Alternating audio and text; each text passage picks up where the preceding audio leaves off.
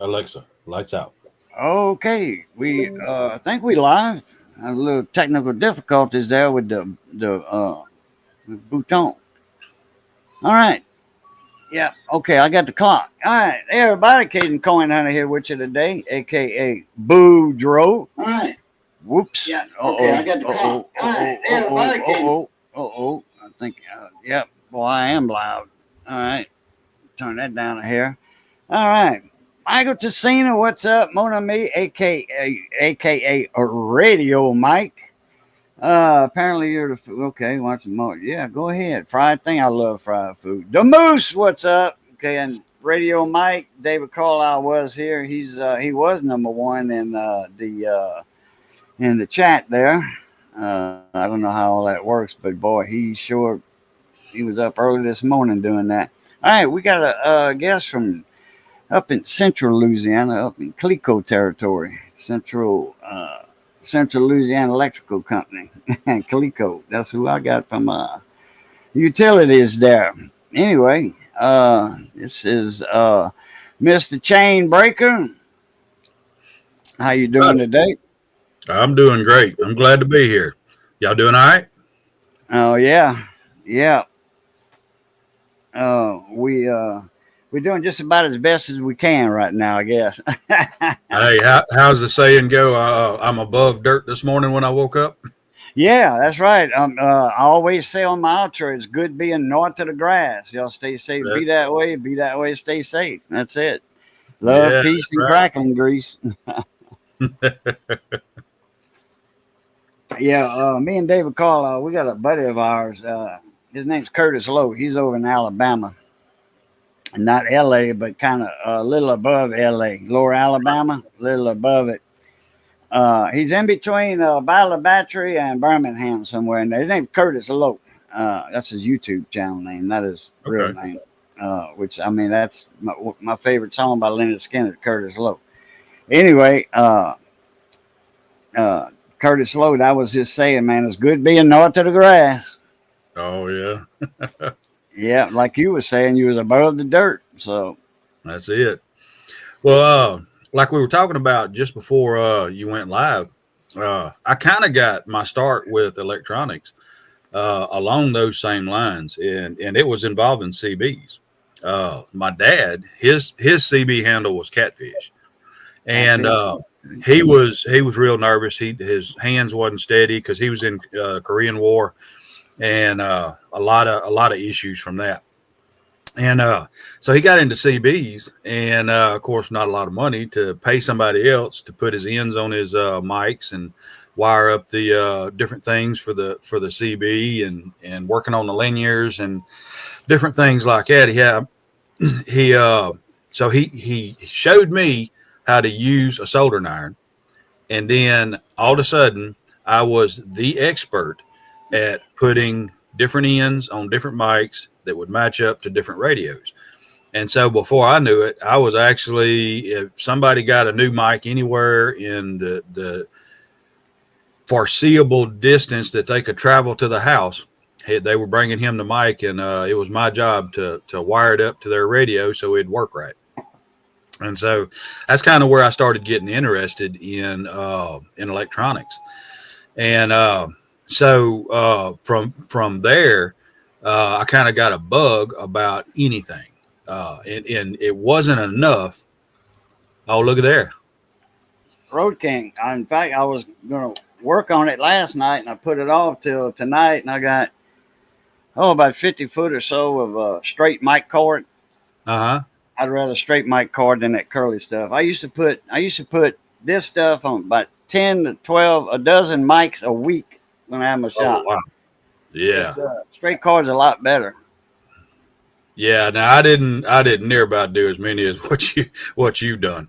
Oh Uh, well, I was at a truck stop, so I've stayed busy. oh yeah, you had a lot of business going on for that. And well, so I really just kind of branched out from there, and it kind of got me started to get interested in anything. My dad took and changed the engine out in his truck, and he handed me. Well, he didn't hand me the toolbox, but he said the toolbox is over there. You have permission to go in there, take that engine apart. And he left. When he got back, that engine was apart. There wasn't not one bolt left in it. The crankshaft, camshaft, every single thing was tore down on that engine. Now I could never have put it back together. And to this day, if I work on a vehicle, I have a bolt left over. I worked on it was a F-250, one of them. The some hate it, some love it. That Ford 60. I had one of those, and I tore the whole top side off of it, redone it. Cummins, a Cummins. Ford. I mean a Power Stroke. Power Stroke. Diesel. Yeah. Okay. And All right. I got you. I pulled the turbo off of that side. I didn't pull the cab. I pulled the turbo off with the cab on it. That's a job. you, you got to have a whole lot of patience that I didn't have a whole lot of, because apparently when I put it back on there, I didn't attach the drain back tube on the oil. And when I cranked it up, everything run great. Started transferring, because I was cutting grass for a living back then. I was transferring all my stuff over to the truck, and it died on me. Got to looking over there, and there was a puddle of oil under the passenger side right behind the wheel. So it all ran down in the valley, ran down the back of the engine. It didn't hurt the engine or nothing like that. It's fired off the oil. And so when the oil pressure went down, it couldn't fire the injectors anymore, and so the engine died. I guess that's kind of the way it's built. Yeah, you got to have oil pressure for your injectors to work. Oh, yeah. That happened to a guy at the store in the parking lot one day. His truck wouldn't start, and his oil pressure, when you turned it over, when you jumped the vehicle, his battery didn't have enough juice to spin the motor over enough so that the oil pressure would pick up. Right. He had low oil pressure, and I said, jump it and it'll work. And it was like, okay. So gave him a jump, and sure enough, man, that thing fired off. I said, you got to have enough oil pressure before them injectors kick in. Right.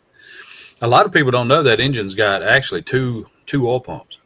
It's got a low pressure oil pump that's pulling from the pan to the top side of the engine, and then that's feeding the high pressure oil pump, which is actually firing your injectors.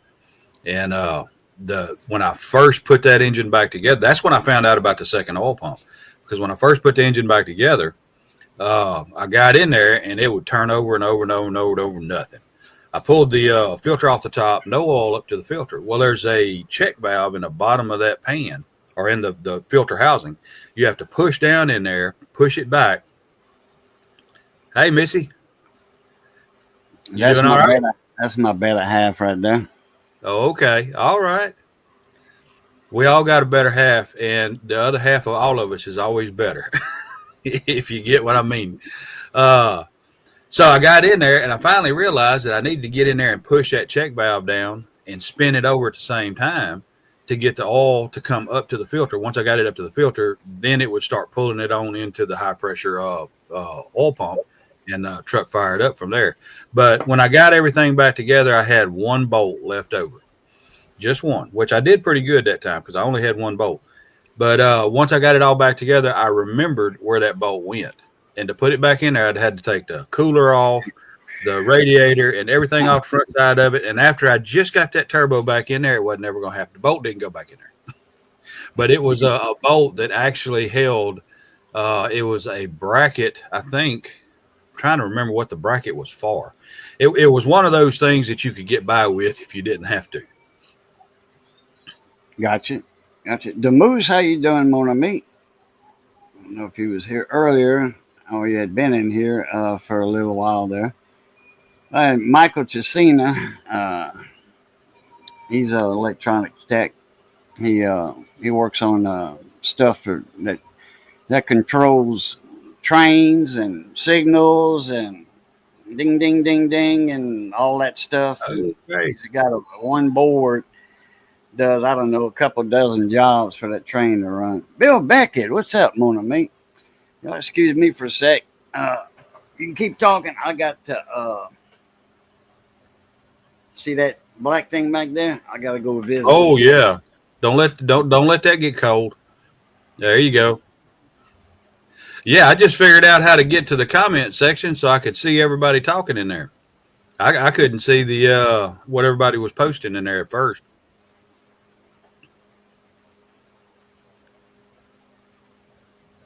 So how's everybody doing tonight?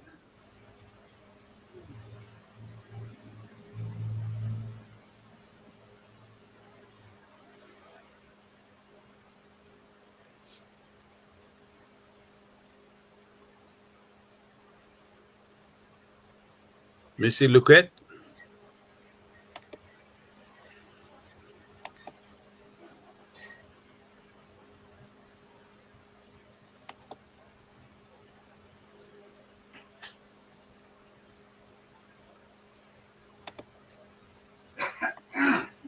There we go. Technical difficulties on this end. Oh, Oh, the Moose Barbecue.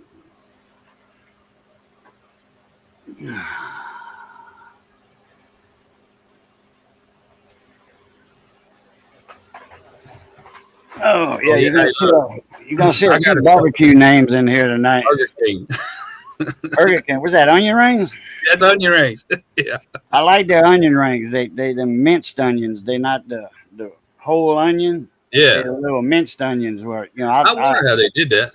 I like those minced onions. O'Reilly makes them. You can buy them like that. Really? Yeah, O'Reilly makes them. It's minced onions, and they all the same size and all that. Well, some are a little bit bigger, but it Uh-huh. doesn't. They're like Sonic. I don't know what turned me off on Sonic. A whole onion ring. I think I wasn't feeling good. I had in French we call it the malheureuse. The uh, there's another word, but malheureuse is just the sick of your stomach, and the mighty Vons. That's Uh-huh. sick of the stomach there, mighty Vons. And when you like that and you eat something, and then later on, about an hour later, it you got to go to the bathroom, and it comes up. Mm. You kind of don't want to eat that for a while.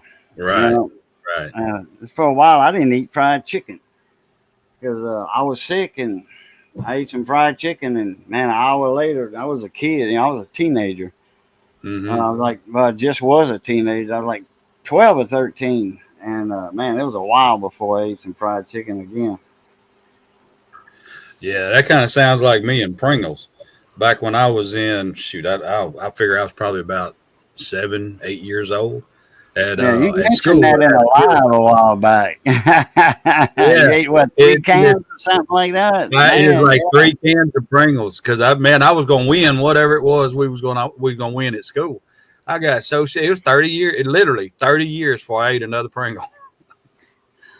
I'll tell you what, Pringles, Missy got some a few weeks ago, and I didn't. I didn't really care for them. Mm-hmm. They don't do them. They don't fry them or whatever they do.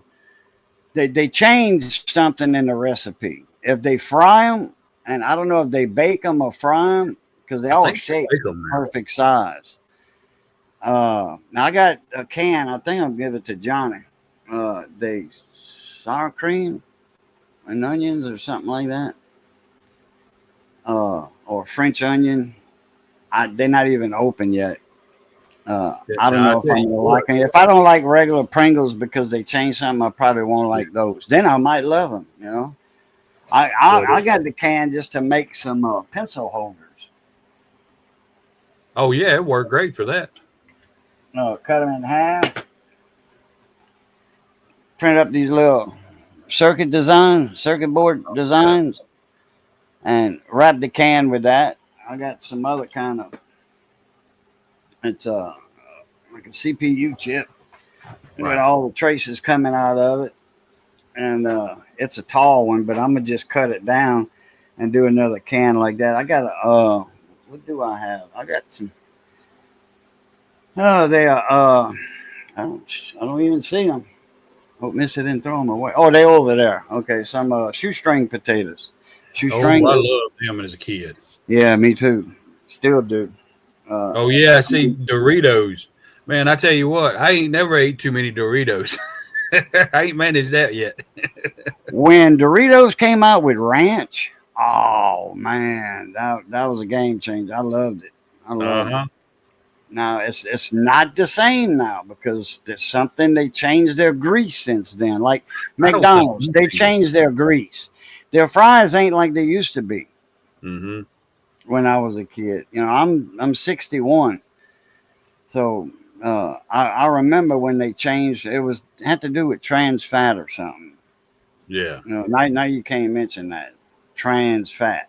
You know, just like Well, a cuss word to somebody in the LB whatever. Let's see, yeah, it's forget soup. Yeah. LB L is it LBT Um, L LB G LGBQ T LBGTQ LGTB TQ. LGTB. I don't know what the T I is. I I like it. It's hold on here. Hey Missy, Eloise needs a squeeze. Calling.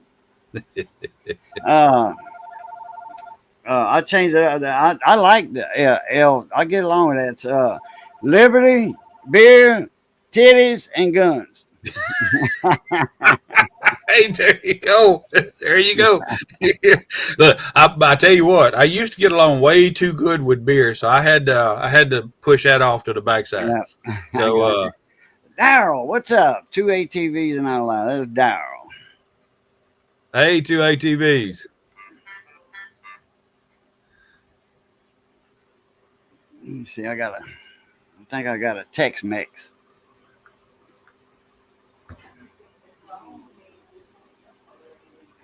Yep, sure did. Okay. Oh, this is in a text though. I can't show this. Send that to me in an email, Mike. We'll do picture. We'll do not hide and go seek. Show and tell. Oh, I see something in there I like. Well, I can show it, but yeah, send me a text. Yeah, ivory handle. Yeah, buddy. Yeah, decorative ivory handles. You know what that is? Uh Something with huh. ivory handles. I know what it sounds like anyway. Yeah, pew pew. You, yeah, you don't hear me talk a whole lot about the smithing side of those, but I've done. I actually had license, and I actually had a manufacturing license for a while, and got into that right there. I could literally manufacture anything except what they considered a destructive device, which was explosives or something like that. Any of the rest of it from, and it I could take a off the shelf one of them ARs and make whatever you wanted to out of it legally. And Mhm. with my business, I could have it, keep it. That was all great. I couldn't own it, but I could have it and keep it because it was a show item for military and police and government. And that was kind of the Mhm. only drawback to any of that. But to be honest with you, the way the world is today, it is so much liability dealing with any of that stuff. I mean, look at the number of manufacturers that at least two of them I think have been sued out of business, and the rest of them, unless you're making a lot of money and you can afford a whole slew of lawyers, it's not worth the headache. Right on. Oh, I gotta lighten this up a little bit. Okay, that's a little better. About right there. Oh, Uh, I like that one. 710 is all upside down. yeah. 710. What's up, Mona Me? Rigged. My buddy Johnny, everybody knows him in here. Everybody knows Johnny Best. He's a gunsmith. Me and him went to school, same school, gunsmith school. I Uh-huh. graduated before he did. Okay, cool. Well, This was back in the early 80s. did you actually build one? Back in the day, in the classes, once you finished the class, you could literally end up building your own gun at the end of it. I don't know. Can I say No, I that? never did because I didn't have the lathe and all that stuff. Right. Okay. Uh, That's literally the reason why I got a lathe 20 plus years ago. yeah. Uh, that was the Johnny, point of the lathe. he's got a metal shaper, metal shaper. I mean, this thing looks like a big train engine. Oh yeah. With them big uh, what's them big diesel engines? They're not Detroits, they're not Cummins, they're not Cats. Crap, they use them on them big ships and in trains. Hmm. Not the Fairchilds neither. Or the big The big ones like go in ships. You and me can get into a cylinder Oh and be yeah, I comfortable. know. I get what you're talking Oh, about. Yeah. Fairchilds or Fair something. Anyway, this damn, I don't know why I got Leasterville stuck in my brain. The alternator. Uh,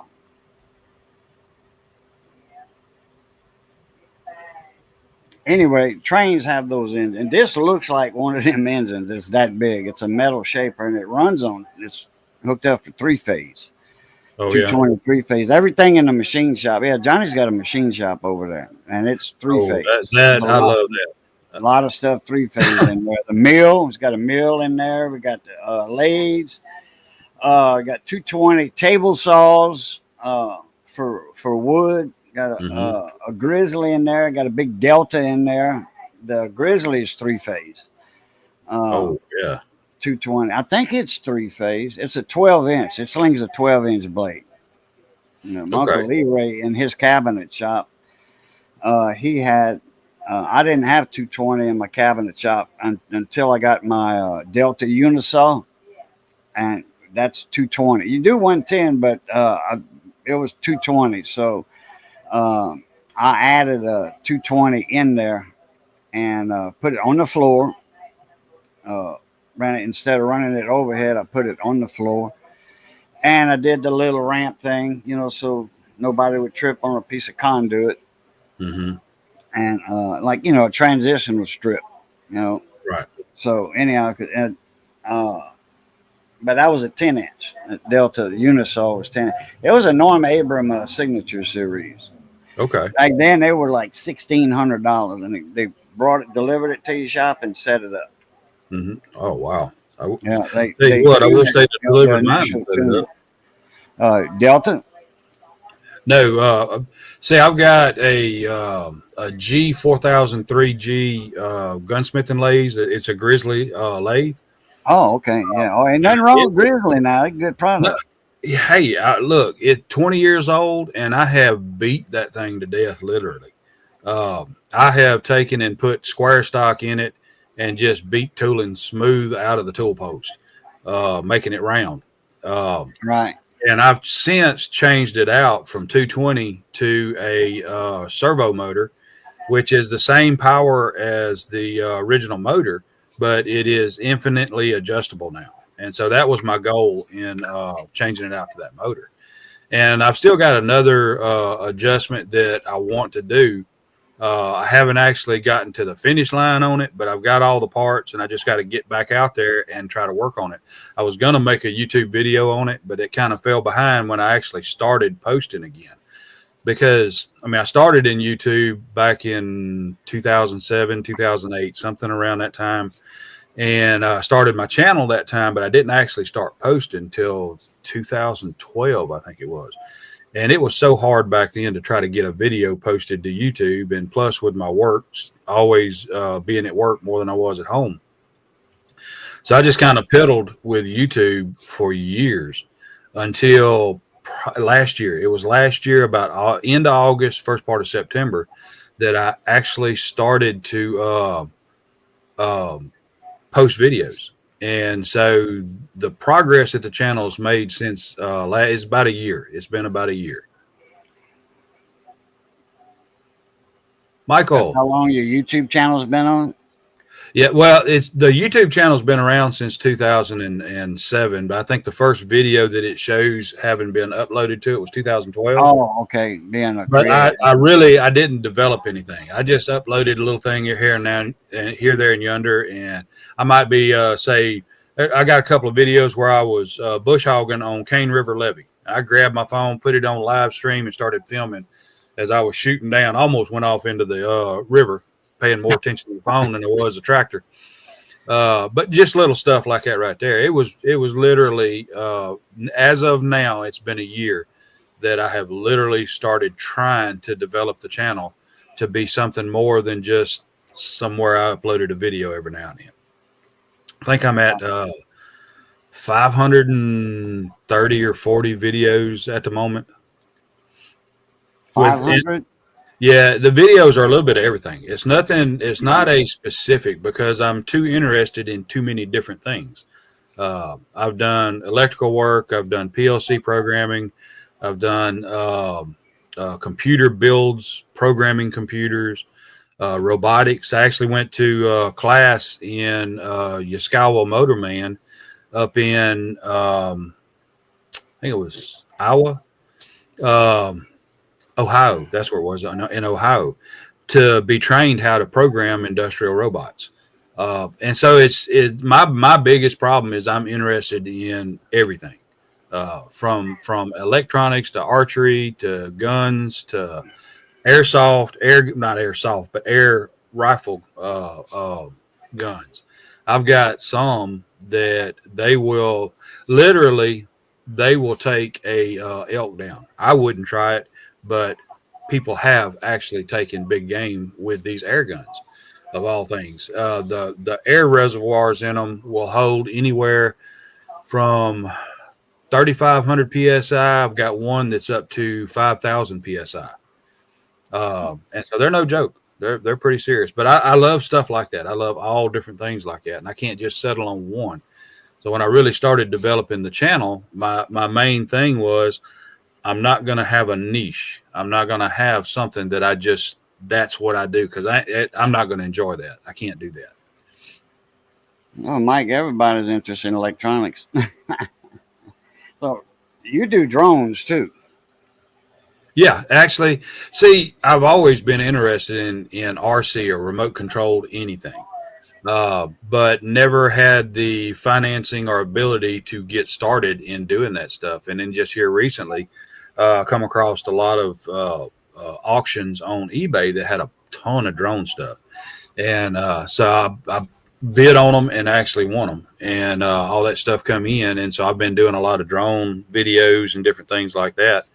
Now I haven't actually finished building one to the point that it's flying, but I've got like three of them that are right there. All I've got to do is finish some calibrations, marry them up to a controller, and they'll be flying. You charge those guns with dry nitrogen, question mark? No, actually, I have. It's a compressor called a Yon Hen. I've got two of them, and this compressor will actually air something up to 4,500 psi. And it just uses atmospheric air. It pulls it in, but it's a three-stage compressor. So you've got a large piston compressing it into a smaller piston, then a smaller piston, and that's how it can build the pressures up in there. You literally, if you end up getting a little bit of oil inside the airlines on this compressor, it'll blow apart. Because literally, if you Yeah. compress oil, it will explode. That's how diesel works. You do like Uh, water too, yeah. so it's the Well, same. water actually hydraulics will destroy stuff like an engine, Right. And so that's hydraulic. the same thing with this compressor right here. So you have to make sure that you've got every dryer that you can imagine in line, so that you're not pumping any kind of oily substance or anything like that into that high compression chamber. But it just atmospheric air. It's just a compressor, probably about the size of a laptop and about a foot tall. Dang. I had a buddy of mine. He had a brand new 3408 diesel in his boat, his shrimp boat. He had an 85-foot steel hull. He was slinging, I forget his clutch ratio, but he was slinging a 80-inch wheel. That's a big wheel, big Yeah. prop, big blades Mm. on that thing. And in fact, he would park it at my camp on Mermentau River in Grand Chenier. He would tie it up there. I said, park it. He'd dock it there. He'd tie it up there. And when he would leave, that curve, that was deep right there. That was 18 foot deep. When he would head out, his wheel you could see mud. It would sling up. Now he wasn't in the mud, but he would Hmm. sling. His wheel was slinging that wheel wash, and turned it. So he was like 4 foot on above the mud. Wow. He was drawing, I think, 12 or 13 feet of water Wow. with that. And That's but drinking some anyway, cold beer. he forgot to put the can on his muffler tailpipe up in the air. He forgot to Uh-huh. climb up the mast and put his can on top because it was dry exhaust and instead of wet exhaust like on a crew boat. It's like a tugboat, supply boat, dry exhaust. He forgot to put the can on and got some rain. And when Mm, he started that engine up, that one the rear cylinder, I think it was the 7 or the 8 or whatever, it locked up. It wow. had some water in the cylinder. When he fired it off, man, that thing, water is, you try to compress water, you can't. Right. You The can't compress hydrolock. water. And when he got the the piston and the rod out, the rod was bent like a horseshoe. I was Wow. like, man, how did that do Mm, that? And I seen he came out of there with that rod. He didn't go to his house in his shop and bend it, then come back and show it to everybody. That mm, came out of the engine room like that. wow. Man, I was like, geez, Monetti. Them Yeah. 34.8 Caterpillars, that's some power now. You got a lot of horsepower coming out of that engine. Yeah. You can do some serious stuff with water. When Yeah. I was at the tie plant, one of the duties that I would do over the weekend, this is like in the 90s, but we would cool down, or what we call cool down over the weekend. We'd fire the boiler down to low flame or shut it completely down, and I'd have to fire it up on Sunday morning from a cold start. And if you once you start building a little bit of pressure, you get your boiler up until you're running about 25 pounds of pressure. You know you're making steam because your pressure's coming up, and you slowly gap your king valve on top, and just release a little bit of that, and then you open the far end of your steam line so that your water will go to pushing out.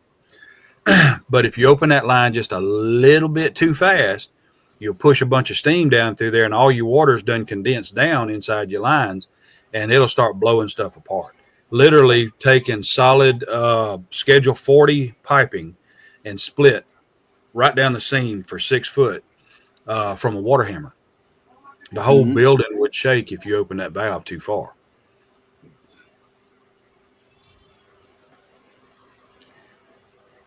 I Yeah, tell you, and 40. that steam boilers, that's dangerous stuff too. Oh yeah, it you can do a lot of damage with it. Uh, I've blown steam gaskets out, but the worst thing that ever happened was blowing a 6 foot section of pipe apart because of the water hammer. Because that when you got a 6 inch pipe with water condensed down inside of it, that steam is instantly turning that water into steam as it hits it, and it's just pushing that water down, and eventually the water becomes a block, just like a plug inside the line, and all your steam pressure coming up behind it is explosively expanding, and that's what blows the blow line apart.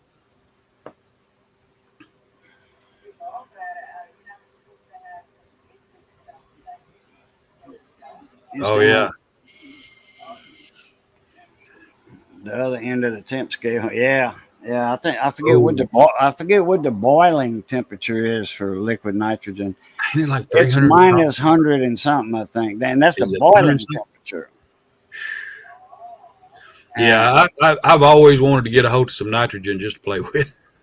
I'd probably wind up missing some fingers before it was all over with. when Hurricane Andrew came through, the eye went straight up the basin. But the eye went like it was in the area of Whiskey Bay Pilot Channel in the Chaffalaya Basin, which was about 15 miles from my house. I was in Grosstead at the time. I Hmm. lived a mile south of I-10, and a buddy of mine, he had some liquid nitrogen in his ice chest, and he gave me a little bit. He had a metal can. I think it was he had a bean can with it in there. Anyway, he gave me some, and he said, "Don't spill this stuff." And I put it in my ice chest. But I asked him, I says, "How long?" I said, "Does it freeze stuff?" He was like, "Yeah." He says, "I put these popsicles, these Kool-Aid in the little tube popsicles." Hmm. Yeah. He said, "I put these in there about an hour ago. They were froze.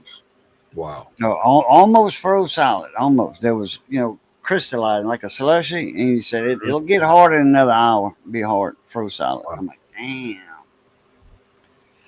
But that's how I kept in my deep freezer. I never lifted the lid.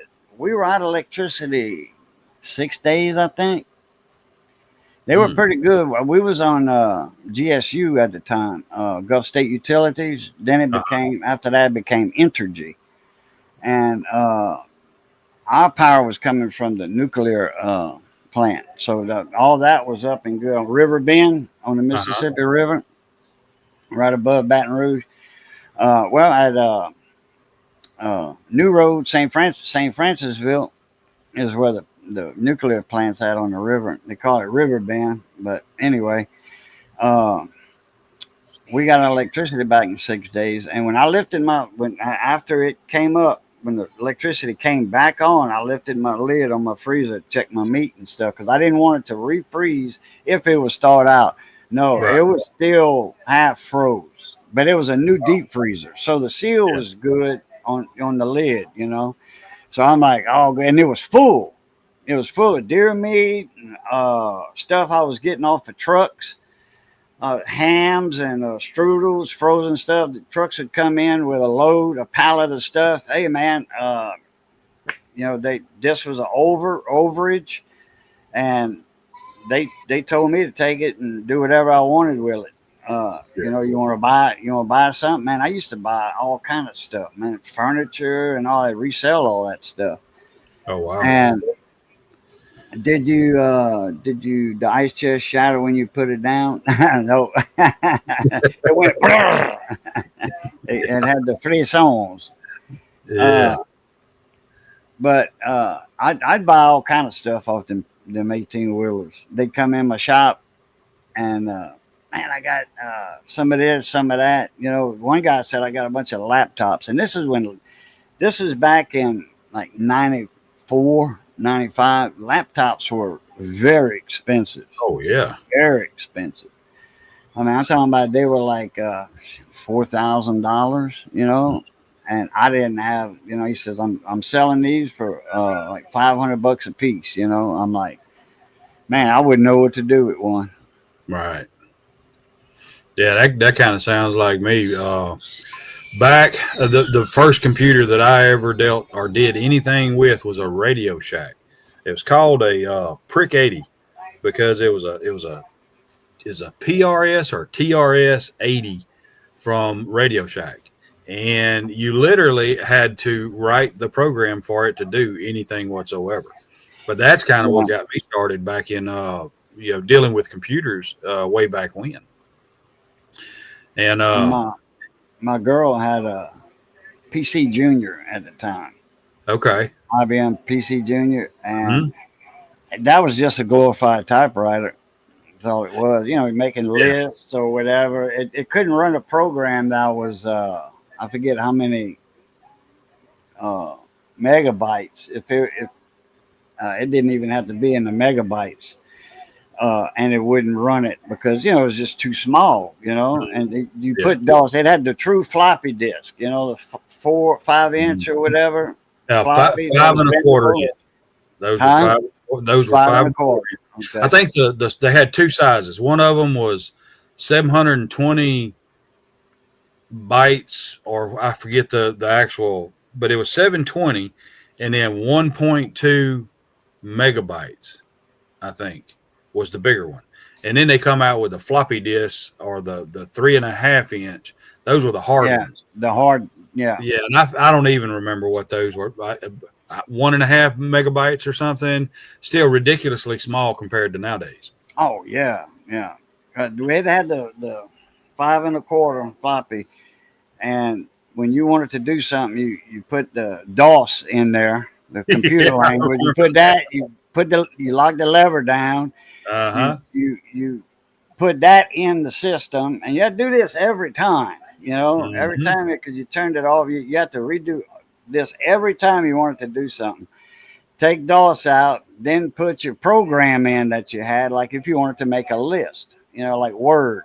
Hmm. We call it Word now, but just make it like a grocery list or something to print on there, or chores for the week, Right. or the monthly budget, or whatever, and that was the extent of what it could do. And then it would print it, then it Yeah. print it. So it was it wasn't a computer. They called it a computer, but it was just a glorified typewriter. Yeah. PC Junior. Yeah. I think the first actual computer that you could call a computer that I ever had was a Packard Bell. Uh, Mm-hmm. I don't even remember the size. The hard drive was probably 100 megabytes or something like that, and the CPU was a 480. Yeah, it was 480, a 486 460, SX. 460, 480, something like that. 480 or now you got me wondering. It was It was one of 486. them. That's what it was. 486. That's 486. it. Yeah. Yeah, it was a 486. And I think it was called a 486 SX. And I paid like $1,200 for it. Yeah. And it I'm came from surprised you don't Walmart. pay more than that for it. Keep on talking. I'll be right. I'm going to get Yeah. some more of that mud. All right. And this computer right here, or that computer there, I think I used it for maybe about 6 months, and I started building computers out of component parts because I got friends over. See, the internet today is completely different from what it was back then. Back then, you didn't have a graphical anything on the internet. You logged into a bulletin board system and sent messages back and forth, and that's kind of how you communicated. And so I started getting friends and stuff and collecting parts and started building my own computers. And this computer right here became a bulletin board, which I fired it up. I forget the name of the bulletin board software that I used, but the name of the bulletin board was Hellfire BBS. Uh, and my handle on that bulletin board was Hellraiser. A lot of people would make fun of me. It's like, well, can't you spell Hellraiser? I guess I can, but that's not my name. My name is Hellraiser. And that's kind of the theme of the bulletin board. And this has been, shoot, I'm in my mid 50s, so 30 something years ago, 35 years ago, is when I had that bulletin board set up, and it ran for 7 solid years straight. Never turned off, never shut down, continuously running. And when that old computer, when I finally shut the bulletin board system down, said I had enough, I'm tired of running a bulletin board, then I shut the computer off. And that was the first time it got shut down or turned off in 7 years. And I forget who I give it. I give the computer to someone and said, it's got a bulletin board on it and all that other stuff. You want to fire it up and use it, whatever. I done paid for it. It's all licensed. And I forget who it was I give to it. For all I know, they probably still got it piled up in a closet somewhere. But that old computer, I would probably figure it would even fire up today.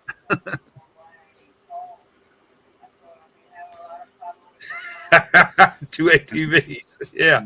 Dial ain't that old. Metal Music Maniac. What's up, Mona Meek? How you doing? The Home Shopping Network once sold computers with a 25 megahertz 33 with the turbo mode. Oh, yeah. I remember the turbo button. I remember that button. That's when you want to kick it into overdrive.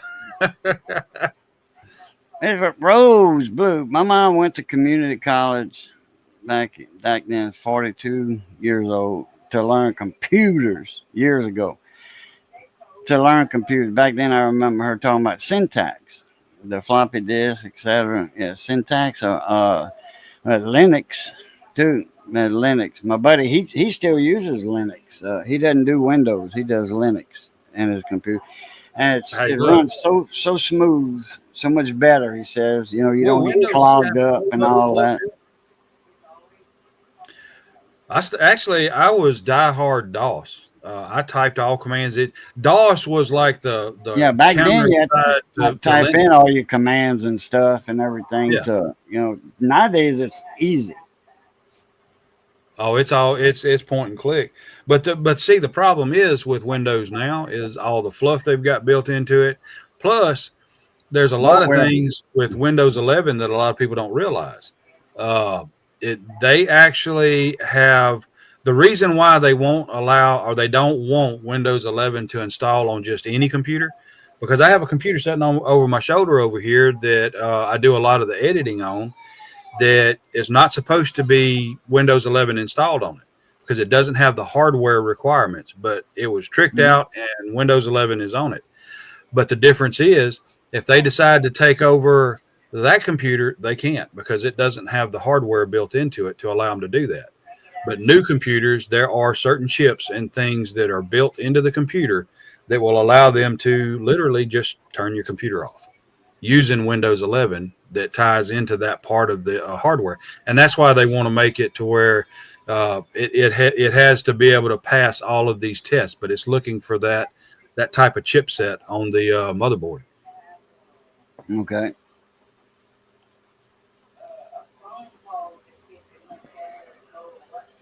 Let's see, I what's don't that? have internet What is or a programming laptop. language?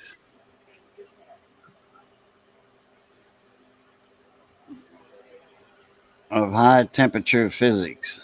Yeah. The programming language of high temperature physics. Well, that would be two rats making out in a wool sock behind the furnace, huh? In the summer.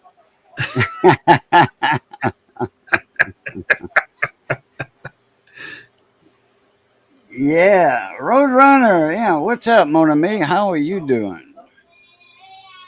Roadrunner's down in Florida, a mechanic shop down there. Hmm. Hey, Rose, you're not the only one. My smart aleck phone's smarter than I am too.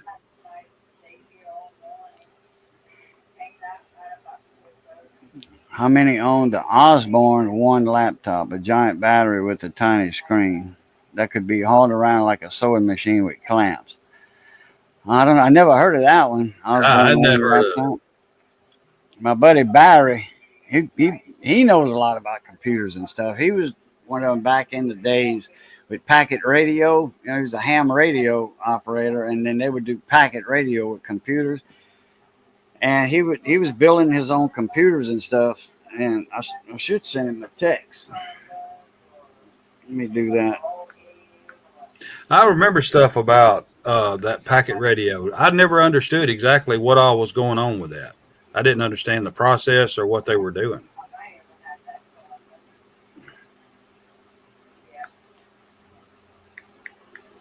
Hey, Renegade.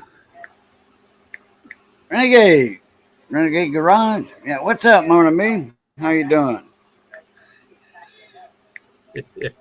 Hey, look, programming the VCR was also my responsibility. As soon as I figured, but I read the instructions. That's probably the only instructions I've ever read on something in my life.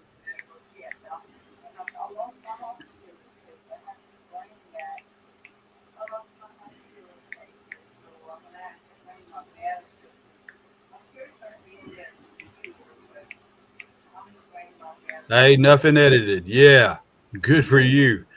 I think I'm quit smoking 20 years now, and COVID reversed everything quitting smoking did. Literally, it takes a while for your lungs to get bad from smoking, and it takes a while for your lungs to get better from smoking. And as soon as my lungs felt good again, I got COVID, messed it all up. Now they feel bad again.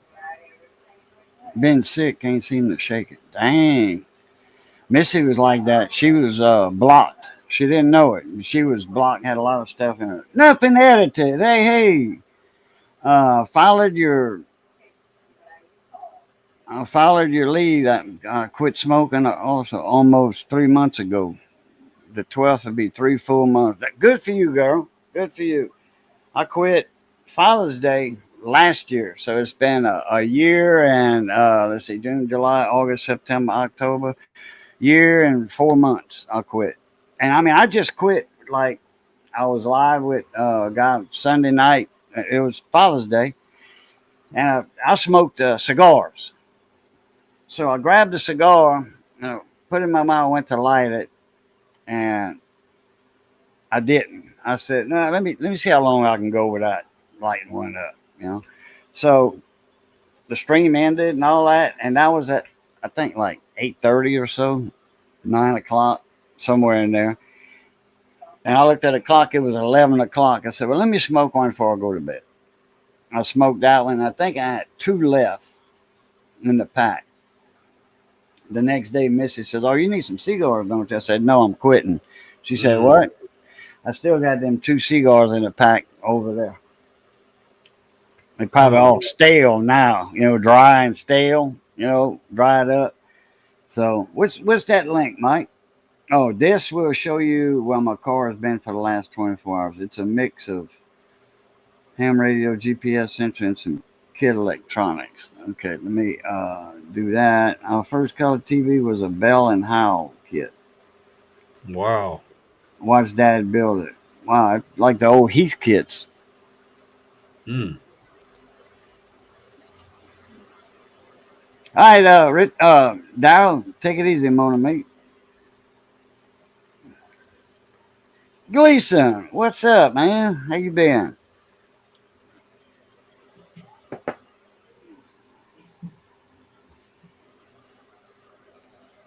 Yeah, I almost called you last week, Gleason. I almost called you. Let's see what this is right here.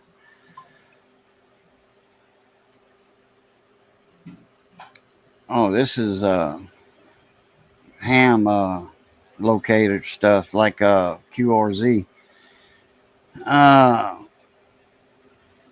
got his ham information right there. Got his zone and all that. Yeah, I don't want to do that. I thought it was going to show a picture or something. Yeah, ham Oh, radio was one thing that I was kind of a little interested in at one time, but then it just seemed like with all the regulations and back then when I was kind of interested, I did still drink back then. I would have been arrested. yeah, I don't drink.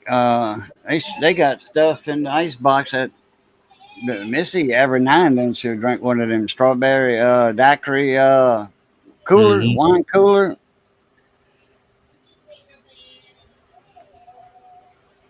Okay, let me share my screen. Share screen, share screen. That share. And there we go. There's a little pencil organizer. Got a 50 cal Oh, in there, 50 cal round BMG. Got a Oh, it looks like a 40 cal, I think, right there with the ivory handles. Got a pin right there. I like that video. That I mean that picture right there. That's nice. Yeah, he 3D printed that organizer. He's got a Oh couple of them man. 3D printers. He makes all kind of stuff. I'll grab my multimeter holder here in a minute, and I'll show Hey, y'all look, that. mine ain't near as good as yours. The tips on mine ain't got no funny colors. Let me see. Yeah. Wait a minute. Let me. Well, I take that back. One of them has a red tip on it. The other one is just a solid core. I'm mad people's probably seen them in the videos. They stay on my desk here. See, and the reason why I come across both of these over my travels and here, there, and yonder, and I've kept them because one day, I don't know when, I don't know where, I don't know how, but one day I'm gonna have something that I can put these in and make it go boom. That's my goal. There you go. It's a 25 ACP. Man, it look bigger than that. I ain't had. I used to have a 25 little mini pistol. Uh huh. Man, years ago, I think I was like 16 or something, 15, 16. I had a 22 mini pistol, 25. Mm-hmm. 25 bullets were way more expensive than a 22. And Oh I yeah, went on true. ahead and sold. I shot it. I bought one box of rounds. I shot that and I sold the damn pistol. No, actually, I traded it for a 22 revolver. Yeah, you can go out there and buy a box of 9 millimeter a whole lot cheaper than you can 25 right now. Them odd sizes, which I said 25 really ain't odd, but you don't find them just everywhere. The 25s, 32s, those right there are super expensive. I mean, you could give me a gun that's got that caliber, but I wouldn't go buy one. It's too expensive to shoot. And I love to shoot my guns. Yeah, been a little while, DNR. How you been?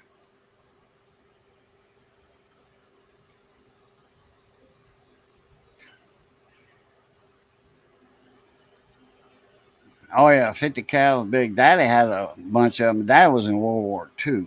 and Oh, he got some, and he had a lot of different bullets and stuff. And I had a shelf in my room. I put all that on there, and then I drilled a couple of holes in the bottom of them, and I got the powder out of them. So none of younger kids or whatever, right. uh, my friends would mess with them and possibly have an accident. So I took all the powder out of them. Yeah, I think the biggest round that I have um, seen anybody shoulder is what is that the 20 millimeter, and that guy he's on YouTube. He's got a big YouTube channel, Kentucky Ballistics, I think. And I've seen him take a 20 millimeter shell, chamber it in the gun, and actually shoot that thing. Oh, my buddy Barrett, he's watching. When I was talking about, he's watching. Usually he does when I'm live. I don't know if he's been watching or what, but Okay. he's he's the one that doing that packet radio and all years Okay. ago, and he's been in computers for years and years since they've been around. He's been into them. Let me get that multimeter and that holder.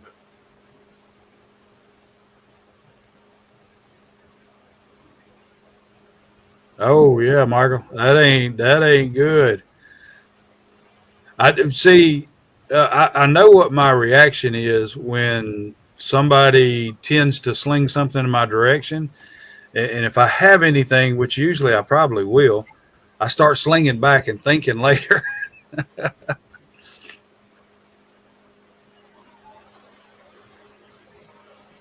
You know what? I want some tracers. I really do. I want to get out there and shoot them just to see them circle. I've never shot one. I had a couple years and years ago, but didn't have the gumption to try to shoot it in my 22. They were 22s, and I never did shoot the things. But I'd do it now. I'd like to see one of them things go off. Not in my direction, but you know what I mean.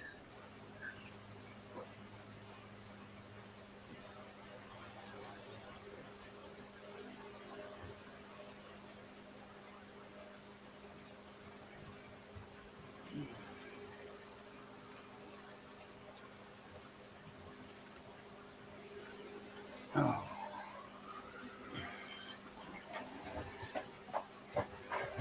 Yeah, I've seen a lot of videos on YouTube about people shooting tracers. A lot of times they'll want to try to shoot them while it's still daytime, and you can't really see anything. Best to try to shoot those in pitch black. Here's the holder that Mike made. 3D printed it. You Oh can yeah. just slide it out of there. It holds all every meter I have, except for my analog and my triplet, my big Uh huh. triplet, and it unscrews right there. So Oh, it's that two way you could print a pieces. bigger one if you had a bigger meter or whatever. Yeah, you can change the holder right here.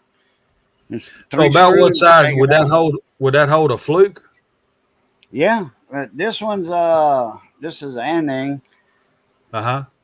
and this one. Let's see how wide it is. Like, it holds everything but my triplet and my other analog one. This one's two and three quarter, 2 3/4. Let's see what it'll actually hold. 2 7/8 would be tight. It's 2 15/16. Uh, 2 7/8 would be tight. Yeah. Well, I And got several meters, but my favorite I've been using a fluke here probably for the last I don't know 3 or 4 years, and I've just kind of gotten so used to it that it's the one that I pull out more than anything else. it has a little holsters for your leads to go Oh in yeah, I like that. on the side. I got these clips in it because I was using these for usually my grounds always this right here, Mm-hmm. easy clips. These I buy the just the clips. I made these. I Oh, made you these did? leads. Yeah, Yeah, see, I've got a set of those. They come in an old Chinese set of meter leads, a huge set of all kind of stuff. I buy And these. That's all soldered. Everything soldered okay, and silicone wire. Silicone wire. Uh, I forget what gauge this is. I got so many different gauges. I've got 30 gauge, 28 gauge, 26, 20, 18, 16, 14, 12, and yeah, 12 is my biggest. It's all silicone wire and silver plated. yeah, 20 and 28, I think, is the only silicone wire that I've got. I kind of hoard it to keep it off the side. I'll use that to make meter leads or leads to go on my bench power supply whenever I'm making up a special lead for something with that. I think these are I don't pull 16 it out. right here, if I'm not mistaken. 16 is the I think 16 is the biggest that'll go in these and the clips. I have to, in fact, I think I have to ream them out just a little bit.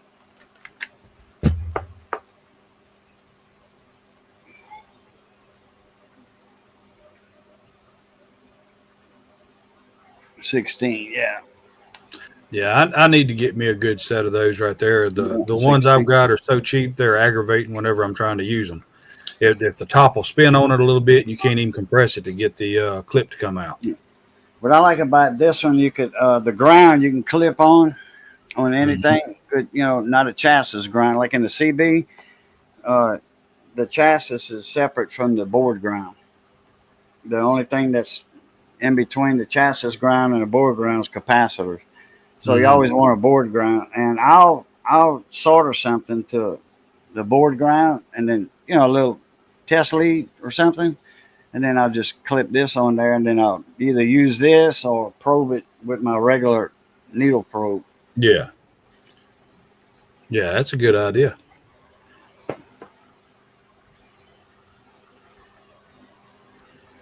I like this holder though. That's the Yeah, that's bee's pretty cool knees right right there. there.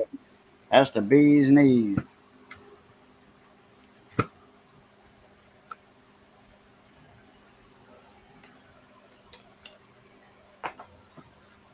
That's one of them smart meters right there. Got the big display Wow, on it. you got to get up early. I've seen some of Automatic. those. Where'd you get that from? This one, I think I got it off AliExpress. That's what I was fixing to say. I've seen those on AliExpress. I kind of thought about getting one just to have another meter, which I don't need one, but you know what? Hey, another one's not bad. I thought about buying one. So if you're having good luck with that one, I might pick one up.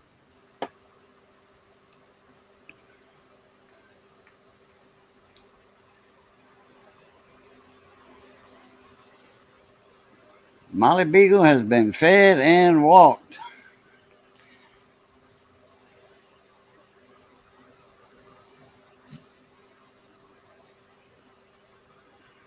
Let's Oh, see. Michael, you got one of those too?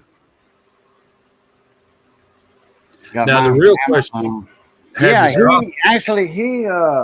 I asked him to make a holder, and I just used that dimensions of that one, Uh-huh. and he was like, "Well, I need all the particulars and stuff." I'm like, "No, I mean, I didn't know he was gonna make something this elaborate." So he bought one just like it.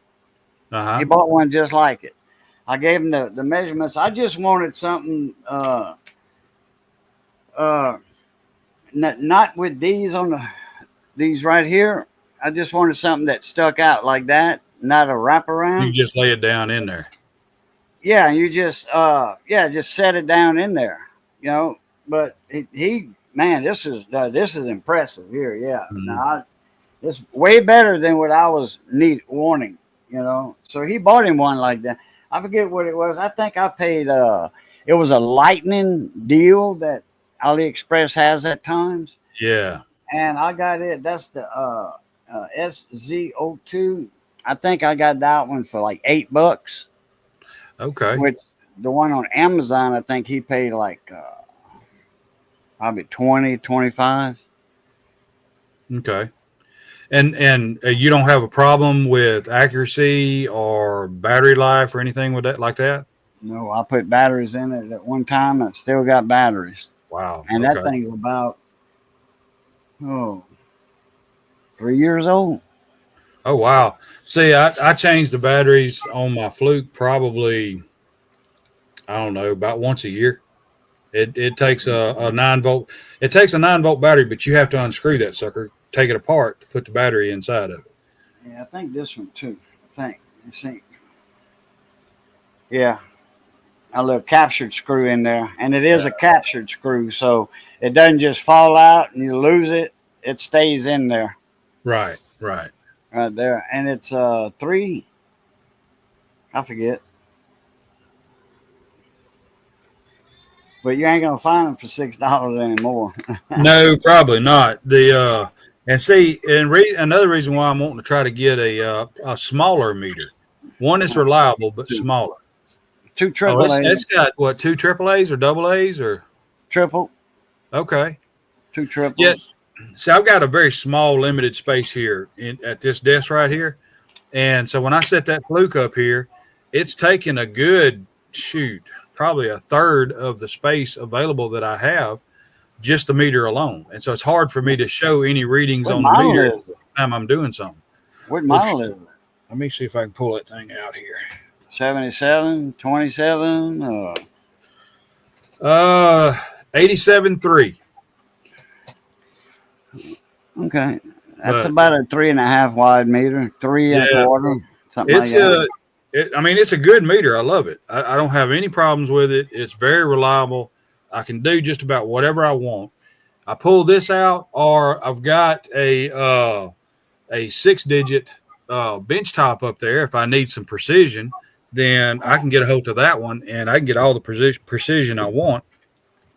But I'm looking for something a little smaller that I can fit on the desk at the same time that I'm doing something, and I can show the readings. And because what I tend to do is, there for a while I'd have it sitting on the desk to try to show, but I didn't have a whole lot of room for anything of any size to work on. So I just started setting it off to the side, or I'll get my readings and then come back on the video and say whatever the readings are. But something a little smaller I can set up there, and that right there looks like it's a full screen, right? The Yeah. readings that you get on it, yeah, Uh-huh. Well, actually, no. Uh, there's something else in the bottom when it comes on, but when you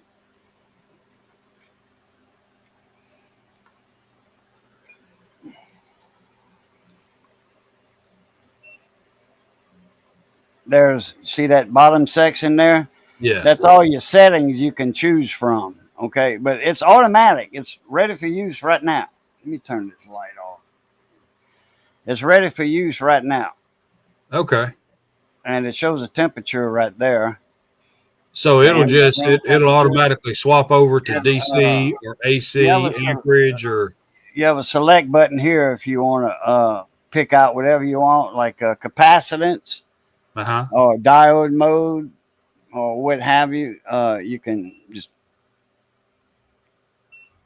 pick which one you want.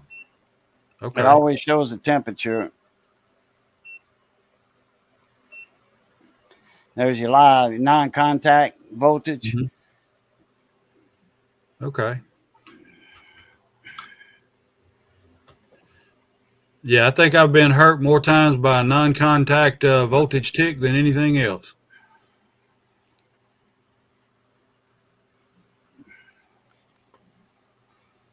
Hmm. That must not be the live contact voltage. Let's see.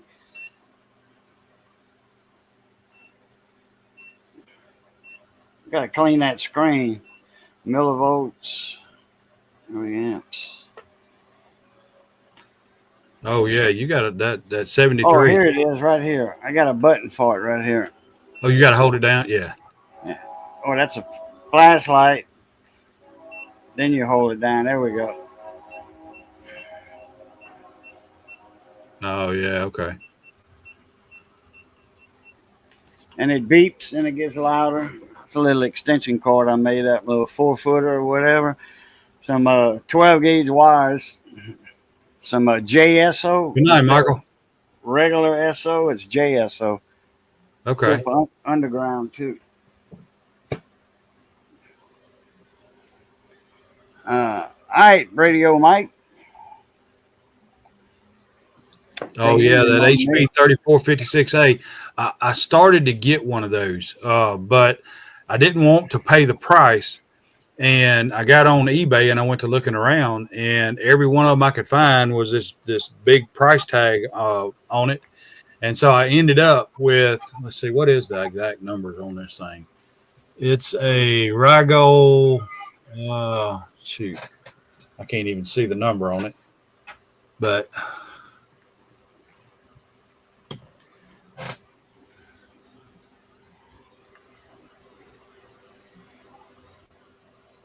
SDM 3065X.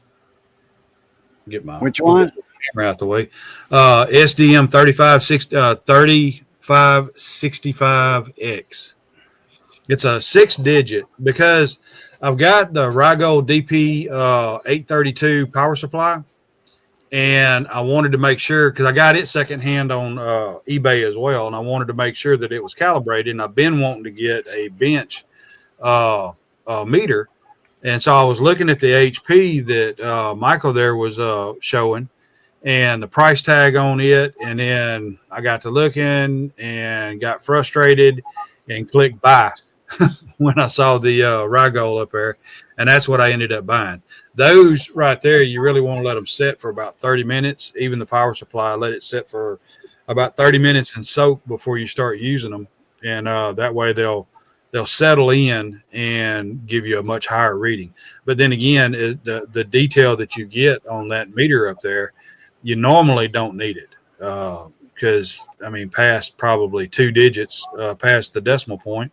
Beyond that, you got to be working on some pretty low voltages to see a difference or make a difference. So, trying to chase some noise down or something like that.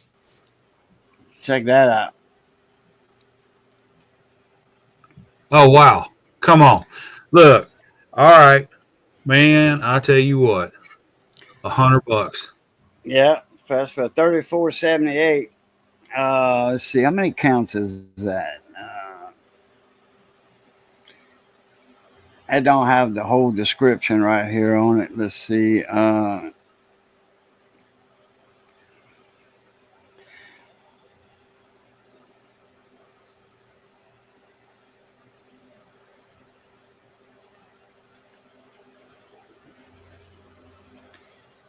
Okay, it doesn't say what's the count on it, but 5.5 digits. 5.5. That's 5.5.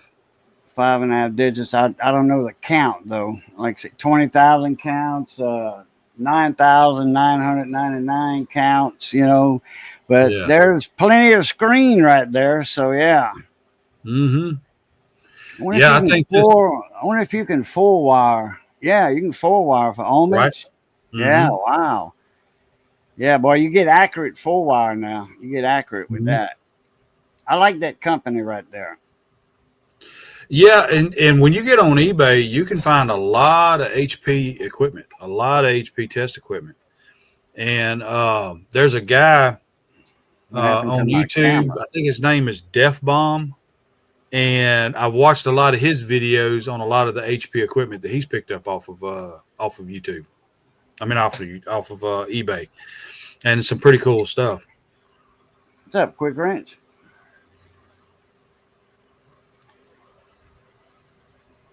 That company, I'll email you the link for that. Okay. It's on eBay. Everything's free shipping with that company. What really? do, they get stuff from school, colleges, or labs, or whatever. That's big office buildings, and they got telephones, computers, and all. They sell a laptop. You can get a laptop with Windows 11 Pro in it. Okay. I go 15-inch laptop, Windows Pro for $100. Wow. Working, hard drive, like I said, with Windows 11 in it. You can get some without a hard drive in it, like a solid state hard drive. Mm-hmm. you can get them without the hard drives for $80. But Wow. yeah, why don't you just get one with a hard drive in it for an extra $20? You know, that way you ain't got to buy one. See, the last laptop that I bought. See, I'm on the nobody ever sees it in any of the videos, but the wall back behind that's underneath this overhead camera here, I've got a Symantec S7 1200 PLC, a RS Logic 500, another Siemens, actually about three PLCs on the backboard right there. And so I had so many different PLCs at the time that I was programming, and some micro logic stuff from Allen Bradley and different things. And so I got on eBay and I found a laptop that had, shoot, just about every PLC programming software, as well as Factory Talk and Factory Connection and all the rest of that already installed on the laptop. It had just the RS the Allen Bradley stuff was about $50,000 worth of software. And I'm looking at all this and I'm like, man, they want $600 for that laptop. It's got everything I need to program every PLC I got, plus every company I've ever messed with a PLC. And so I hit buy. I said, there's no way it's real. I'm going to get it, and then it's going to be all faked out. But it wasn't. It had all what it was, and I didn't realize this, but companies will take and upgrade their PLC laptops, their old ones.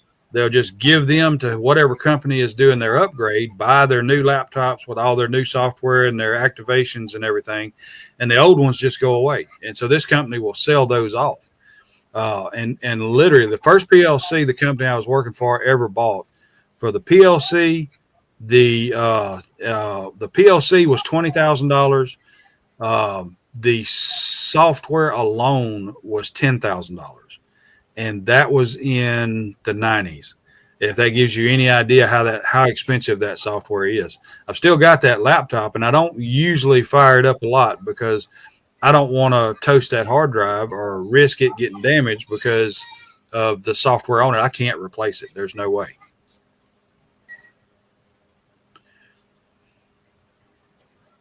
Cruising in a Silverado.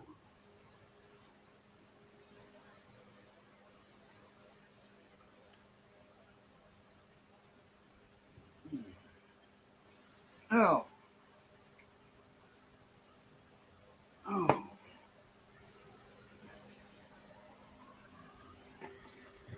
Yeah, I ain't seen a truck with 5,500 miles on it in a long time.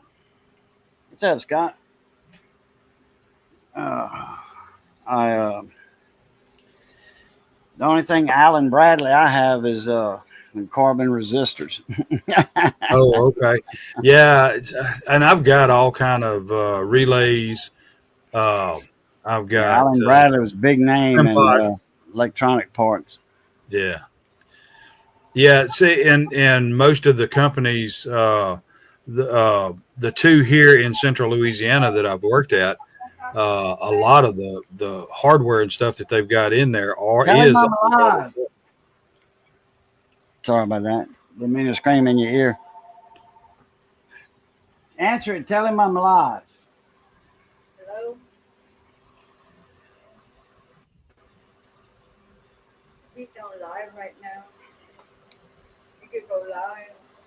You could go live right now if you want to. Oh, hold on. What's where you at? Hold on. Go ahead. Keep on talking, Kev.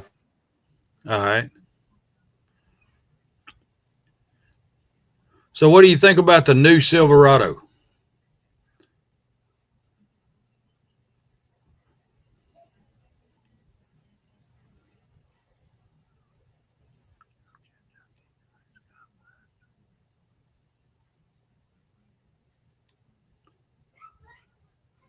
I got the competition. I got a 2015 Ford F-150.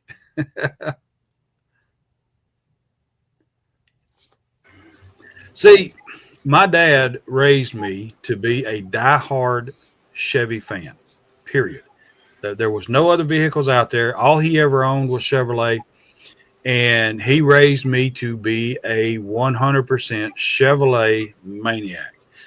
Taught me that Ford was no good, Dodge was no good, there was no other vehicles out there worth driving. Chevy was the only thing. And so the first vehicle I was ever able to buy was an Isuzu. I couldn't afford anything else. I couldn't afford a Chevrolet, but that's what I wanted. But so I ended up with the Isuzu. By the time I got rid of that little truck right there, I could afford a Chevrolet, and I bought one. But it just so happened that it was a 2000 Chevy Silverado, and that was during, if anybody remembers, that was during the time that all of the vehicle manufacturers were threatening to go out of business, and they were trying to get people to loan them money to bail them out and all that kind of stuff. And so there was a lot of, I'm going to say there was a lot of corners cut with all the manufacturers, but that was the Chevrolet that I managed to get. 7 fuel pumps later, I brought it back to them, threatening the lemon law, and they sold me another one. And so I ended up with a 2004 Chevy Silverado. The second the powertrain warranty went out, it started burning oil, and nobody could figure out what's causing it.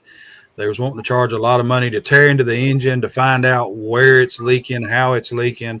Hey, it'd be dripping down through the valve guides if this was the case, but that's not the case. So I got a big runaround on it. And so I became probably the biggest Chevy hater for years. I finally got over it with the understanding that all vehicles have issues. They do. But it just made me angry because the only thing I ever wanted was a Chevrolet, and the 2 brand new ones that I bought turned out to be lemons.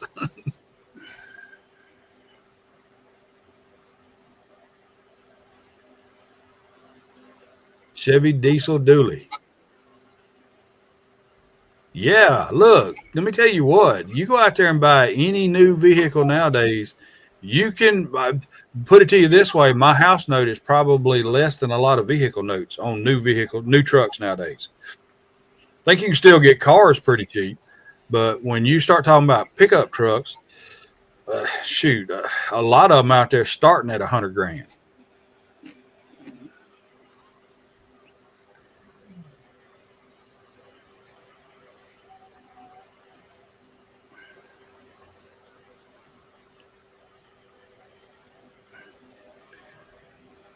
$21,500, really?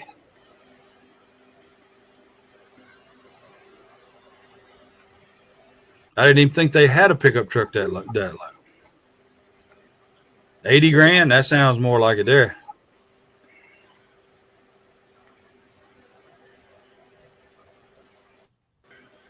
Yeah. See, when I went out looking for a vehicle, and I found the one that I've got that I have now, I ended up paying $10,000 is what I paid for it. 2015 F-150. And in this area, that's the cheapest thing. That's the cheapest one I come across, because just about every other F-150 or any other pickup for that matter that had less than 200,000 miles. Most of them were at 199, 190,000 miles or something in that nature. And they started at like 17,000, 20,000 and up. And in my mind, that was just way too much. Now, I know why I got the truck at the price that I got, because it's got issues that I've got to work through. I'm going to have several videos that's coming out because I got to replace the valve covers with new valve covers, the oil pan with the new style oil pan. And then, of course, I'm going to do the Sync 1 to Sync 3.4 upgrade in it. I've got to drop the fuel tank and replace the vent line that's on top of the fuel tank because it's hard to put fuel in it. And I know what the deal is. It's just basically dropping the tank. I'm keeping the tank real low right now because I think I may wind up doing that this weekend. There's full wave recties in the house. All this time I've been listening, and I thought I was on my regular speakers, little computer speakers. I wasn't. I was on my monitor speakers. Now you sound a lot better. Oh, okay. And I was wondering, I'm like, because I seen my mute button on my keyboard up on top. They got a mute Uh-huh. button and volume down and up on the laptop, very top row of keys. And the light was on. I'm like, wait a minute, what's that mute light doing on? And I looked and I'm like, in my system, I had the monitor speakers on by accident. Okay. All right. Anyway, so I see full wave wreck. That's Daniel up there, Cahoon. That's he his phone took a dump on him. The screen cracked and all that, and all of his information was in that phone. Oh wow. Passwords, all that stuff. So Hmm. he had to redo from another. He had to remake another email and a YouTube account, and he had videos on his other YouTube account, but he can't get into it because passwords and all that. Oh wow. And he didn't remember they was all in there. That's what's bad about writing them down or putting them somewhere and not remembering them. Because if you, like, say, if you out of town somewhere, like say if I go to David Lemieux's down in by Cocodrie in Chauvin below Houma. If I go down there and I bring uh, say, my laptop or what have you, I couldn't bring this in because I have to bring the monitor and all that stuff because I don't have the screen, the flip top screen. I took that off of the laptop. Oh okay. So this is like more like a desktop. You know, it's permanent on the table here. And anyway, so if I would want to get into uh, something over there, just say if I had brought a laptop there, if I wanted to get into something while I was there, type in, I would have to bring my book with all my passwords in it. Oh wow.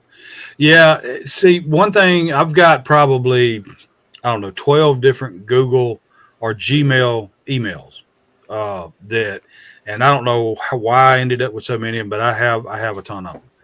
But one of the good things about YouTube is once you integrate it into one of those emails, then come up with a recovery email. And that way, if your phone takes a dump, computer takes a dump, whatever it is, all you need is access to that email to recover your password. Yeah. Because See, I'm on my kind of like phone. him on my phone.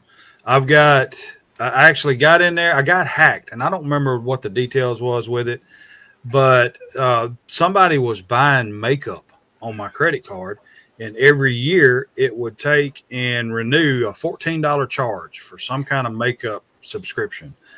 And I called them. I said, you know what? I don't wear makeup. I don't want makeup. I don't want the card. Cancel the card if you're going to keep doing this. And so it rocked on for about 3 years, and I never did use the card really. I mean, I didn't. If I did, I paid it immediately off, so I never really noticed anything extra on it. And so when that happened, I got in there and changed. I used the same password everywhere I went on everything because it was easier for me. But after that happened, I got in there and set the most weirdest, randomest passwords to everything. It's gobbledygook. There is no rhyme or reason to any of the passwords. Letters, numbers, symbols, you name it. That's what the passwords are. And so Right. I started listing them all out on my phone, and that's the only way I can get into anything is by my phone. So if my phone dies out, I will lose access to a lot of places. But my YouTube, I'll still have access. All I need to do is go to a computer, log into my Google email, and that'll be the recovery to be able to go back into my YouTube account. Right. Yeah, I Uh, have that two-stage security, which yeah, anytime as they'll soon because I have several different emails because I got two YouTube channels. Boo Lucat is my other one, so I have my well, I had the email before I had that YouTube channel, but and then I have my Cajun Coin Hunter email. So if I need something, that it'll send it to the other email, the Boo Lucat email. That's my recovery one. And then I'm like, yeah, this is me. So all I got to do is click on there. Yeah, this is me. It'll say check your phone or your on. whatever Digiland tablet. Uh, and I was like, I turn it on, and it's there. You know, like, yeah, this is me trying to log in. I Yeah. just hit that, boom, got it. Yeah. See, Or I that's can, what mine. or I can redo a password if I want. You know. Right. Whenever I get messed up like that right there, then it'll tell me to grab my phone or whatever, log into YouTube. And so when I grab my phone, it automatically logs into YouTube anytime I bring up the app. And so every time that comes up, it does it, and then it says, "Is this you?" And I click yes, and that's the same thing you're talking about there, and it goes ahead and approves everything, and I get on into the system from there.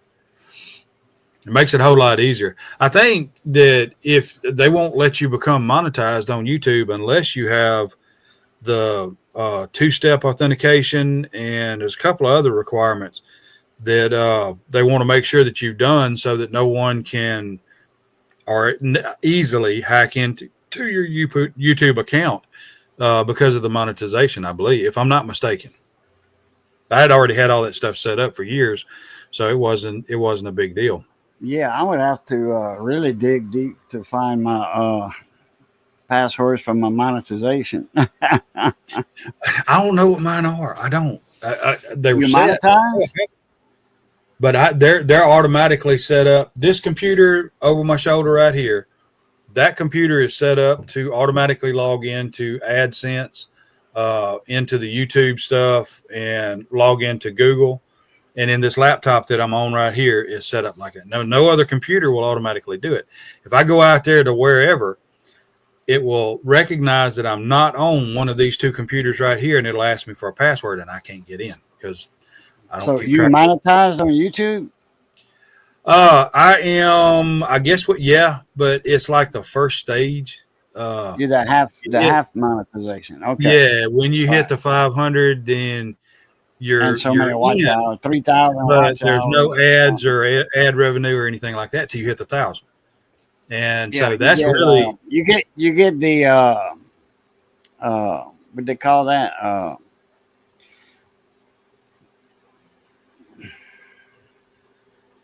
I forgot. well. They let you set up memberships. You can set up a sales page. There's a lot of different little odds and Super ends that I don't. chats. Super Yeah, chats and yeah, super super thanks. Yeah. chats and See, I and didn't stuff like even that. go and I didn't do all that for this live. I forgot about it. You know, which Okay. I I'm not doing the monetization probably no more anyway. Uh, so because I if I get tired of the ads and I put an ad blocker, I don't care if they demonetize me at all. I don't Hmm. care. Yeah. I'm tired of the man the ads they run. It's all scams.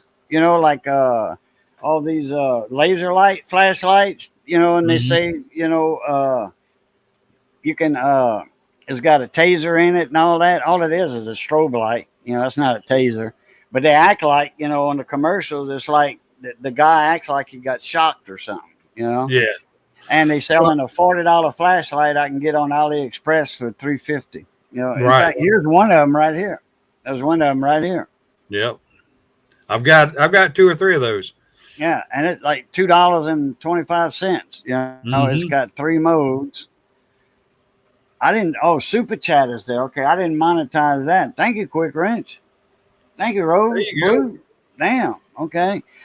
Yeah. Okay. I didn't monetize the what they call it the video. I didn't monetize that. I mean, I can always like for ad revenue. I forgot about that. That's on. Yeah. Thank you, Quick Wrench. Hmm. Thank you, Rose Blue. Anyway, there's bright, dim. There's that strobe that they call a taser or whatever on there. I call it It's aggravator. got the zoom and all that, but it sure don't have 100,000 lumens like on the commercials. Hmm. Same exact flashlight, plastic. Now I like this one. This one's aluminum.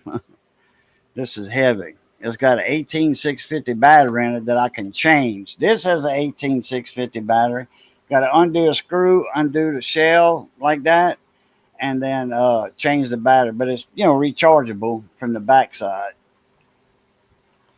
But yeah, a $40 flashlight on YouTube ads that I can get for $3. Mm-hmm. This one, same thing.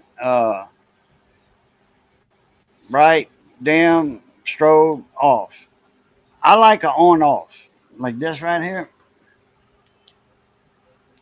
On It's off. hard to find those That's it. nowadays, though. Little pin light. Yeah, it's hard to find one with on off. Yeah, that's right. Usually it's hard to find one with different modes, not no more. Yeah, On I off, got one here. $1.25 from AliExpress. This is a Quantum. I don't have the batteries dead in this one right here, but I found this one at a yard sale for like 25 cents. Put some good batteries in there, and this right here is a really bright pin light. This one right here, I mean, you can see it's got a good bit of brightness to it. It's just an off name, no name, whatever. It's aluminum casing.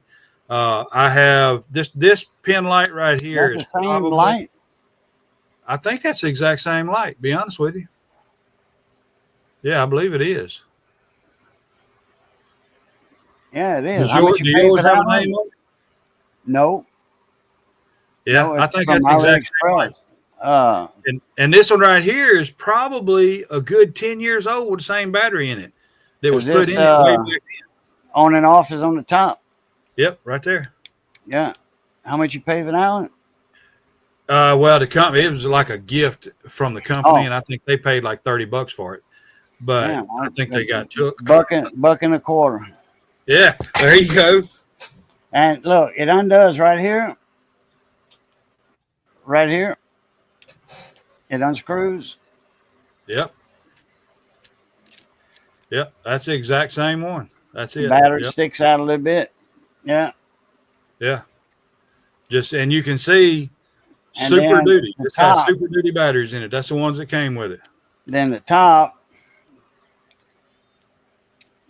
comes out. That's how I change the batteries. I don't undo the bulb part, the LED part. Yeah, that part don't want to screw back in there easy. Don't cross your threads. Yeah, exactly. Yeah, that's the exact same light. That's the These exact same. energizers I've been having since I put them since I got the light. That's the same batteries. Yeah, see, I normally don't 4 years like old. batteries, but like I said, this one right here, the battery it ain't died yet, so I'm waiting on these batteries to die, and then I'm gonna put some good alkalines in there. But yeah, that's a good light. I have a stream light like that. Yeah, stream light, those are expensive. My Mm-hmm. son-in-law, he paid $160 for one of his stream lights, and it had I think the 18650 batteries in it, Mm-hmm. And it came with a charger. Those are expensive. But I tell you what, man, that was crazy bright. That was crazy. At 400 yards, I lit up a cat's eyes Wow. with it. Yeah. Because I know the distance from here to the gravel road. Mm-hmm. Well, my road turns into a gravel road. The chemin de Gravaison. The old gravel road. The chemin de Gravaison. Sand and gravel. It's 400 yards to the start of the gravel road. That's And a I lit bright up light. a cat's eye with that flashlight of his. Streamlight's good lights. Mm-hmm. Good brand name. Yeah, I've got one of those. What's that name? OLED. OLED. OLED or OLight? OLED. I think it's OLight. Yeah. OLED is like a OLED screen. Yeah, that's the screen. It's an OLight. Organic LED. Yeah, I've got one of those. That's what the O stands for in OLED screens. Organic. Okay. I never really paid attention to it. Yeah, they're not like LEDs, like the blue ones. That's gallium nitrate or whatever. And the guy that invented the blue LED made buku. Actually, he didn't get that much. The company did that he was working for. They stole it. And he finally they gave him his compensation for it. There's a big story on blue LEDs. It's on Google. It's on the internet. Yeah, I watched actually my pastime when I have any pastime is watching videos on YouTube. And I watched a video about they were talking about why is all these lights in America turning purple, I think it was. Oh, And it blues. was Yeah, like street lights. Yeah, they turning blue. Any LED, any cheap made LED will turn blue. Start turning a blue hue. yeah, Yeah. and that's what they were getting at was all of these townships and all these cities they were talked into going to the LED light because it was so much cheaper. Of course, your power consumption goes down. Yeah. It's not using as much amperage, and so you save a lot of money. And so Hmm. once they had all these lights changed out, then later on they find out over a period of time the cheap made ones were starting to change colors, and so people were wanting to try to make a conspiracy out of it at first, but when they got to digging into it, they realized it. They just sold you cheap lights, and that's what happens over a period of time. Yeah. Like your TV screens, that you start getting that blue hue in like Mm-hmm. a cheap like a Vizio maybe or I don't know Hisense or whatever the real cheap ones are. Uh huh. And like you get those for Good Friday at Walmart. Uh, these companies make a super cheap TV for Good Friday. I mean, Black Friday, not Good Mm-hmm. Friday, Black Friday. And uh, when is Black Friday? That's after Ain't that the Friday Thanksgiving. after Thanksgiving? Thanksgiving, yeah, okay, Thanksgiving, yeah, the day after Thanksgiving. So anyway, they make cheap TVs for Walmart and big box stores, Kmart, Walmart, and those are the ones where your LED is going to start turning blue, especially if you leave them on 24 hours, like a lot of people do, because Uh huh. they TVs are so efficient now that it doesn't burn any electricity. LED bulbs, they don't burn nothing, so people just leave them on. Well, that's when they start turning blue. After so many hours of being on, they start turning blue. The Right. cheap ones. Yeah, there was a time that a color television was one of the highest uh, usages of electricity in the house, next Yeah. to a Oh water yeah. heater or an Especially with a oven. CRT TV, the old big Mhm. consoles, 25-inch RCA console, color TV, with that big box around it. That was actually a piece of furniture. You put a lot of stuff on top, pictures, whatever. The top of the Mhm. TV was a catch-all. And Yeah, and in the wintertime, outside the heat. antenna. So yeah, that was all. That Hey, was you turned that off. Daddy yeah. would always make They, sure that TV was off. speaking of the antenna, I was also the automatic antenna because Daddy said change the TV. I was his remote. Change the TV to channel 5. So I would Yeah. go over there, You turn the run over TV to there and you 5, was glad to do it. go Yeah, I get to outside. do it. Yeah, I knew exactly where to point that back end of that antenna or the front Yeah. end of that antenna. And channel 5 was perfect. Ah, no, Yeah. change it to channel 8. Well, I go inside and change it to 8, go back outside, turn it in the right direction, and channel 8 was perfectly in. Yeah. You was the But he remote never and would the buy a rotator. motorized turner because I was it. I was the turner. You was the rotator. The Yeah, I was antenna the rotator. rotator. Yeah. And Yeah. and the remote. Now my uncle, he owned a TV and radio shop, and he had Abbeville Radio and Record, which I had Abbeville Radio, but not Record. So Uh, anyway, uh, his first TV in his house. Naturally, he had when something came out, he had it. Owning a TV shop, selling brand new TVs, mm, RCA and Hitachi was the stereo. They did Hitachi stereos and some other. I think they did Kenwood. I think. Kenwood. Yeah, Kenwood was a good brand. Yeah, Kenwood, not Kentwood. Kenwood or Kentwood. Well, anyway, one of Kenwood or Kentwood, whatever. And then they sold Alpine mobile, car Mhm. stereos. Alpine, that was the best at one time. Oh, That yeah. in Kenwood. But anyway, he had a remote control. It had a cable on it that ran to the sofa. And like it came with a wire cable. And there was a little box and there was an up and down button. You hit that and you could see the knob turn on the TV. It was a Wow. mechanism that Okay. turned. Yeah, that was the original remote control. It was remote. It wasn't wireless remote, but it was a remote control. Right. And you had to watch out. You didn't run across in the living room. Kids playing. That wasn't allowed in the living room at Uncle Lovelace's house because of that wire. They didn't Yeah. want to. Like you got the remote in your hand and they catch the wire with their feet running to the front door for something, and they yank it out of your hand. You know. Hmm. But anyway, yeah, it had a cable. That was the original remote control. Had an up down button on it, and it turned a servo motor, electric motor. That went click, Yeah. click, click. That was the original I'll remote. be darned. I say I never did see anything like that. Uh, Now I remember the old the tube televisions, the old black and white tube television. We had a television probably about the size of this laptop right here, and it was my job to remember to turn that TV on 30 minutes before Hee Haw come on. Oh Because yeah, remember that? yeah, 30 minutes before Hee Haw come on because they had to warm up.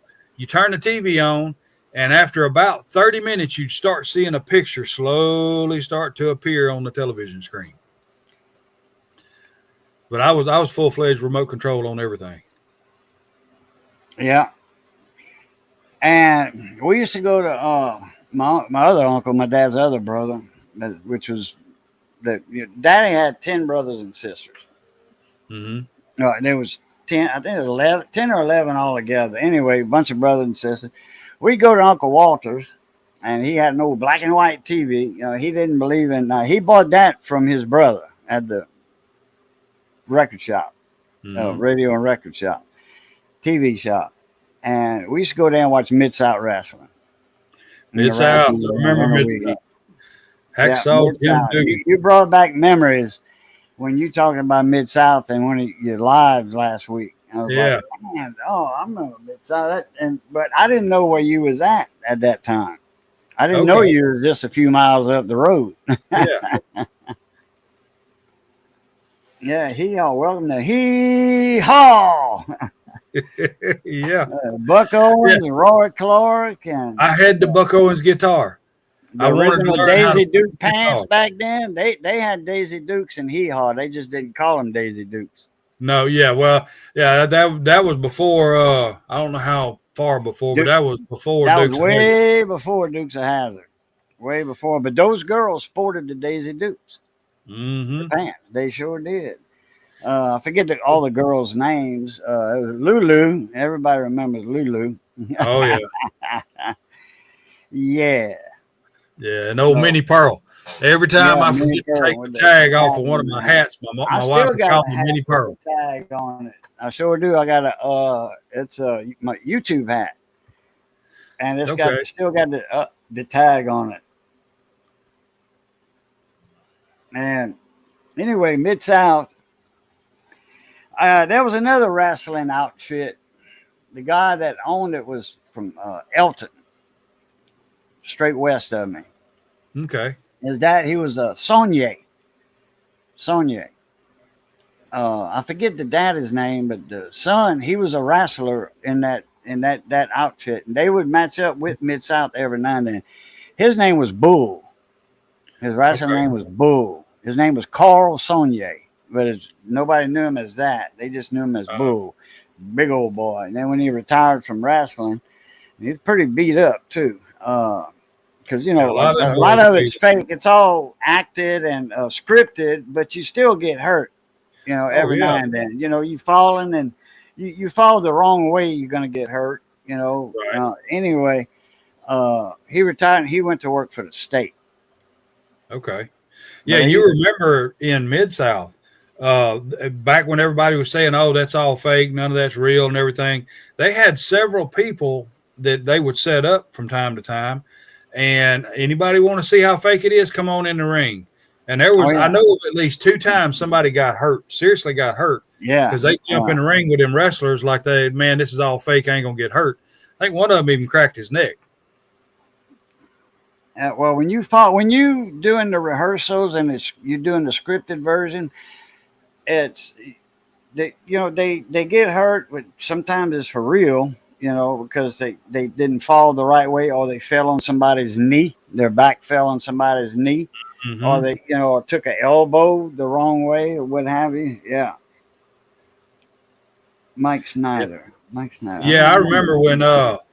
what did they start? They started phasing from Mid South to WWF, WWE, was it, or WWF? WWF, That was it. WWF. Then because that was World something. World Wrestling Federation.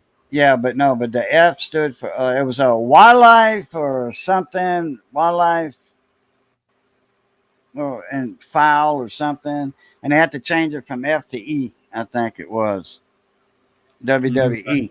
It was I always wondered why WWF. they I remember changed. when it got absorbed. Mid South got absorbed into WWF. I remember that, and they still had the wrestlers and all that, but it was all Yeah, they stuck combined into around for a one while. unit because they had the Mid South and then they had the other wrestling outfit, and that was Hacksaw Butch Reed and like Jim Dugan, Andre Butch the Reed. Giant. Andre the Giant. He wasn't in the Mid South. He was in the kind of Mid South.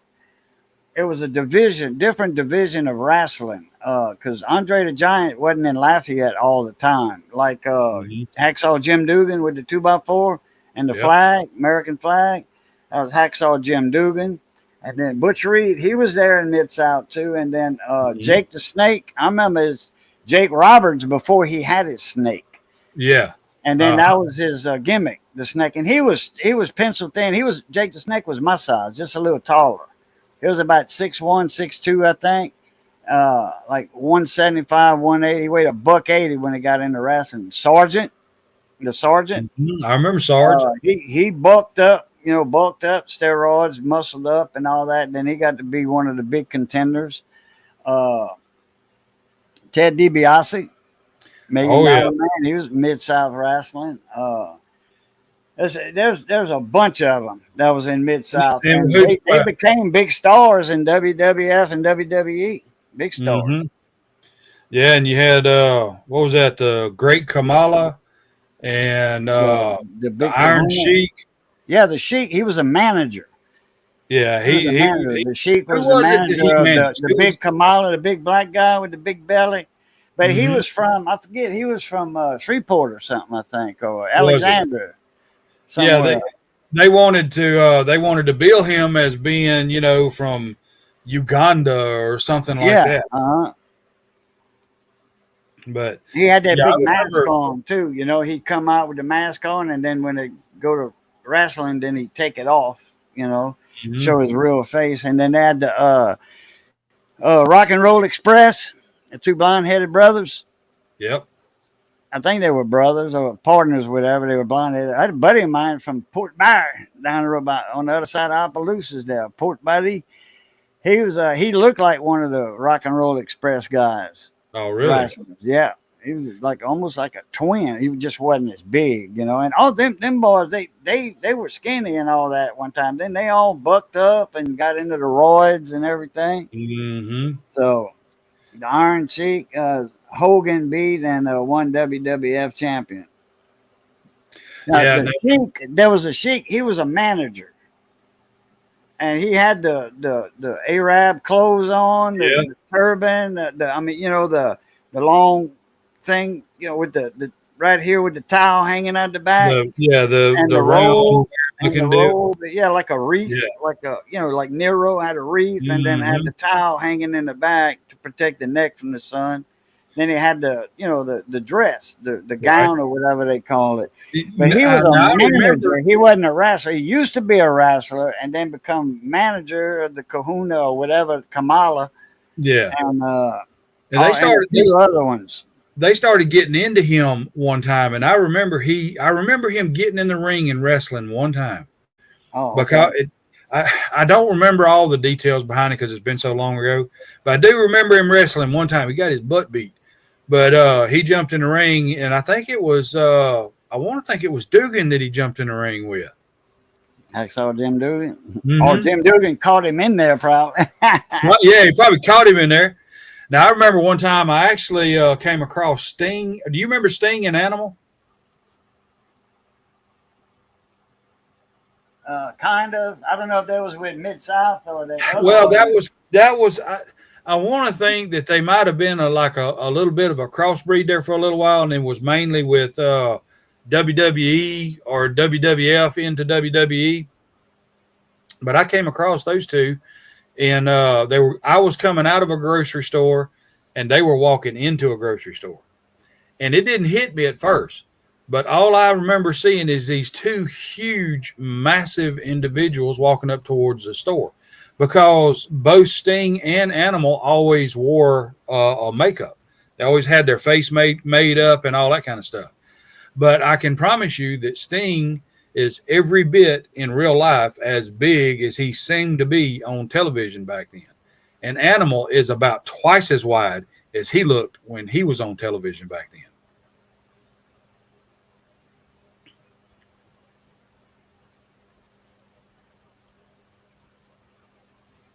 Iron Sheik. Yeah, Tool Junkie. That was he was called the Iron Sheik. I remember.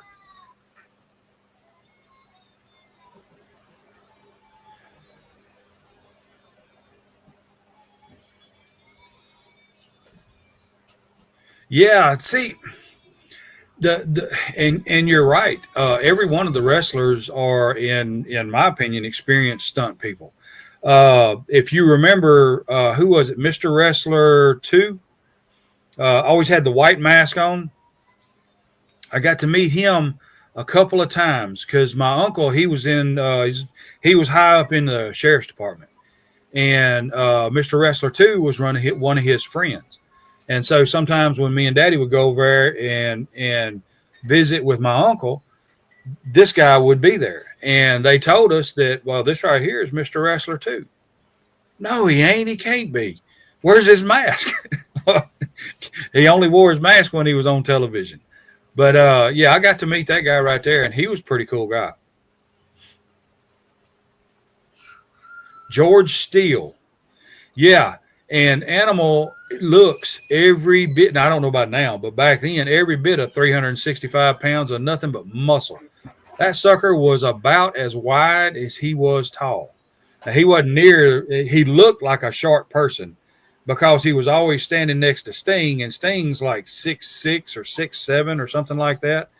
And Animal looked like a short person. But when I come across both those guys walking, they were going into a Super One grocery store, and I was coming out.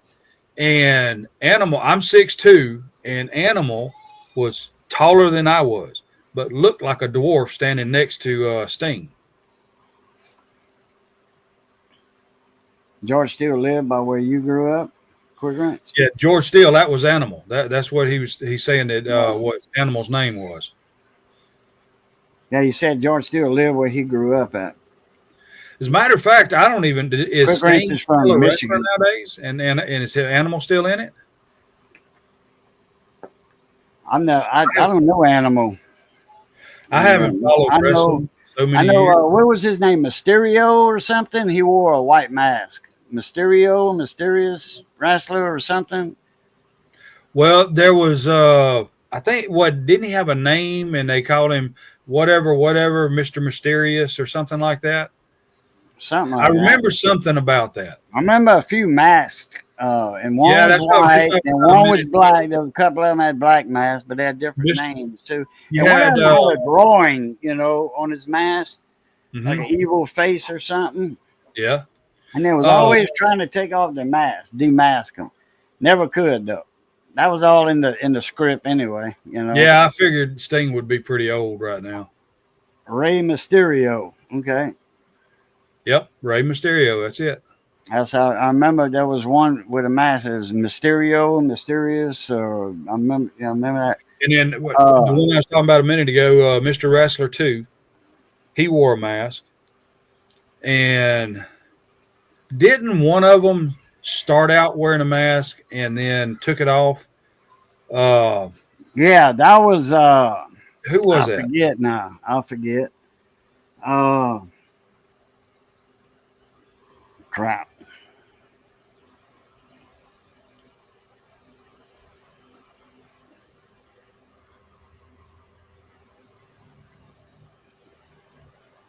I forget the name, but that's been a long time ago.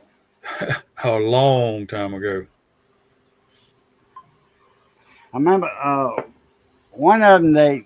They went to take his mask off. They got the mask off, and then when he came out from under the guy and all that, he had a mask under the mask I because he was remember like, that. man, everybody was cheering. All right, let's see who it is. And then Finally when he going got to see mask, him. he had two masks on. Yep, I So yeah, remember. that was a big stunt right there. That attracted the crowds like around Lafayette, Hmm. Blackham Coliseum back then. That was Yeah, I'm gonna take your mask off. before the Cajun Dome was built and all that. That was at Blackham Coliseum, and then in Lake Charles, I forget what arena there was, or the Burton Coliseum in Lake Charles. They go from Lake Charles and they'd set up the ring. Now, I know a buddy of mine, Melvin Falk from Abbeville, Big Woods down there, the Grand Bois. His dad, Melvin's dad, was he worked for Mid-South Wrestling. He would set up the rings Okay. and all that. And Yeah, I then tell you.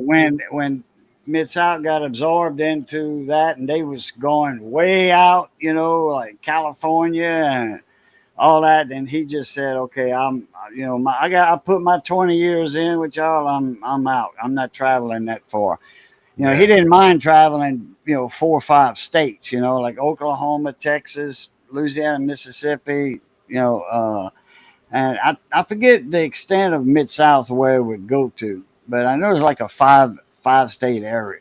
I want to Yeah, say, I think it was basically this general area. yeah, The that's why they close by. call it Mid South. Because it was And I know a lot Alabama, of the wrestlers were based Mississippi. here in Louisiana, if I'm not mistaken. Yeah, oh yeah.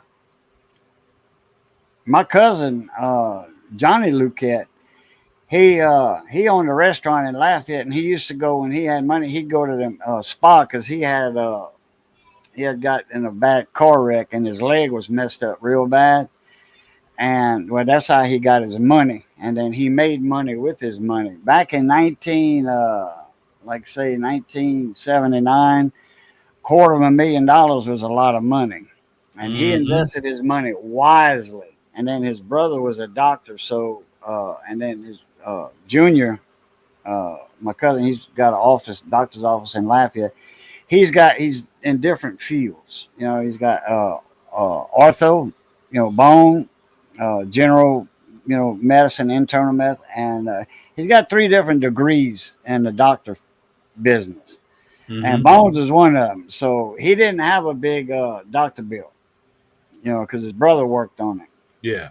and so he invested his money wisely. And he'd go to these gyms in Lafayette, and they had the spa, with the massage rollers and all that stuff, Hmm. and he was in that, and then all the wrestlers was there too. All Mid South wrestlers, he knew every damn one of them, and they Hmm. were all buddy getting along and all that. He said, "Man, that's all that stuff that they do, Oh, I'm gonna get you," and they enemies in the ring, Yeah. but they best friends, away from the ring. Yeah, you're exactly right. Because see, I was talking about how my uncle had Missler Wrestler 2 over at his house a lot of times. And that's one of the things. See, we was all, everybody watched Mid South, everybody talked about it, and everybody was like, it's all fake. They're not at odds like that. They're not enemies and all that kind of stuff. But nobody really knew for sure. Well, that's one of the things that everybody wanted to ask this guy while they were over there at my uncle's house. And he's like, man, let me tell you what. Just whenever they in town and they're wrestling, go to this bar. I don't remember what bar it is, but he said go to this bar and you'll see every one of them drinking, partying, and having fun all in one place, and nobody's mad. Yeah. Every single one of them are friends, and that's the way they were. It was Like that when they that were way. enemies at the wrestling, that one of Right. them would drive up and the other one had a baseball bat, and then he go break his windshield. Okay, well that brought in the attraction. That Mhm. attracted people. That brought up the ratings and all that. Hell, $150 windshield, but they was making $100,000 off of that stunt. Oh yeah. You know what I'm Yeah. talking about? In ticket money, gate money, and all that. Yeah, Hmm. $150 windshield. Now they didn't break. They didn't bend the hood or the fenders. They just broke the windshield. Hmm. So easy to change the windshield. There was a guy I was waiting for a buddy of mine in Alabama. He was from here. I was living in Alabama at the time, framing houses. I had my own crew, and this was before Katrina. And we had a crawfish ball. A friend of mine that they had, it was the ladies' crew, Mardi Gras crew, because they got a big Mardi Gras in Mobile, in Alabama, big Mardi Gras. They say they had the first Mardi Gras. It's a big argument, between New Orleans and Mobile. But actually, the first Mardi Gras in the New World was at the mouth of the Mississippi River in a Mm-hmm. boat. That was the first Mardi Gras. Now, it wasn't, the Mardi Gras like you see nowadays. Cause we have the traditional Mardi Gras here in town. Mamu, you know, uh, that's the old traditional Mardi Gras. They don't even throw beads at Mamu. Now, they do for the kids' parade. The kids run, they'll throw beads and stuff. Over here, they'll throw beads. And it's a traditional Mardi Gras here. But anyway, the uh, the ladies' crew, I forget the name of the crew, they had a crawfish ball. You bought a T-shirt with that year on the shirt for it had the crew's name and a Dolphin Island, and a crawfish ball. And you bought that shirt. That was your ticket into the park in Dolphin Island, in the Gulf. You had to cross the bridge and all that, going Mm-hmm. Dolphin Island. And at the park, I forget the name, Lincoln Park. And when you had your shirt on, that was your ticket in. You can eat all the ball crawfish was free, all you could eat from selling shirt. That was $20 a shirt. Now that's cheap. $20, all the crawfish you can eat. That was real cheap. Mm-hmm. That's how they Yeah. raised their money for their beads to throw in at the Mobile, Alabama parades. Wow. Yeah. Yeah. Speaking of crawfish, that reminds me of a story. Uh, there was a security guard at an airport here close by, and he was telling he was from way up north, and he was telling a story about how when he first came down here to Louisiana, he got invited to a crawfish party. And he's like, "Well, okay. I mean, what's a crawfish?" And so they had to explain what a crawfish was. So he went to the party and he said, "Well, he said they piled all these crawfish on my plate."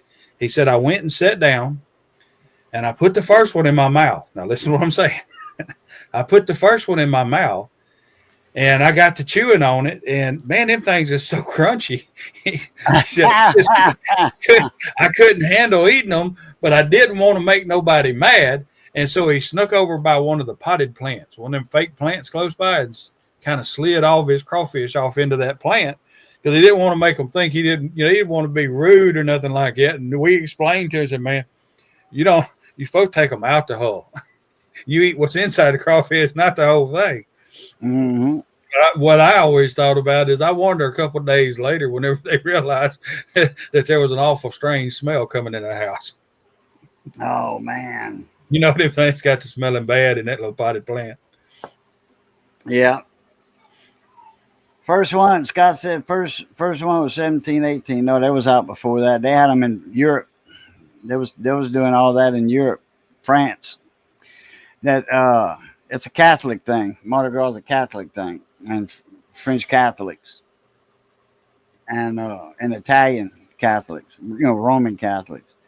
So, but the first one was when they were LaSalle and them. It was the French explorers who had the mouth of the Mississippi, and that was before 1718. Hell, Louisiana was already called Louisiana. It was not a state, but it was like I said, celebrated. They did Lent and all. They enjoyed themselves on the boat. They drank whatever they had on the boat to drink. The explorers, they had that, and then they did their Lent. For around 40 days or whatever. 40 Mm-hmm. days, and then they went on exploring like D'Iberville. That was an explorer, D'Iberville. He's got a statue in Indianola, Texas, right off of Matagorda Bay. He's got a statue, the French explorer. Don't ask me why they got it in that, and there's nothing there really. Indianola is nothing but a little community, a couple of shrimp houses there. That's it. Yeah, the first one in New Orleans, 1718. I thought it was before that. Oh, wow. Yeah.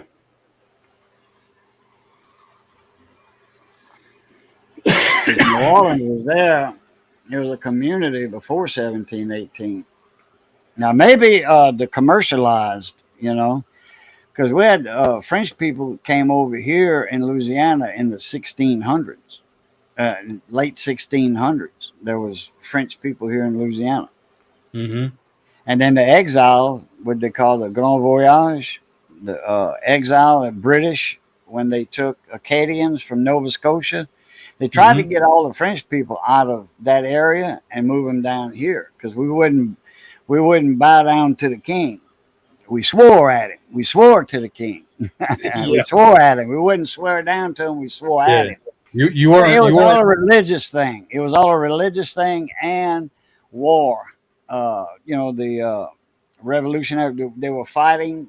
The Indians were fighting with the British, and the French were supposed to be the Indians supposed to be friends with the French and all that. And then anyhow, the French got exiled out of Canada.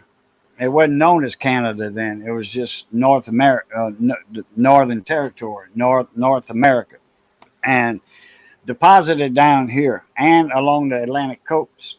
Well, the French found their way down here from there to there. They were sold as French people were sold as slaves along the Atlantic coast too. A lot of people don't know that. White mm-hmm. slaves. And then they finally, eventually got back to Louisiana, and the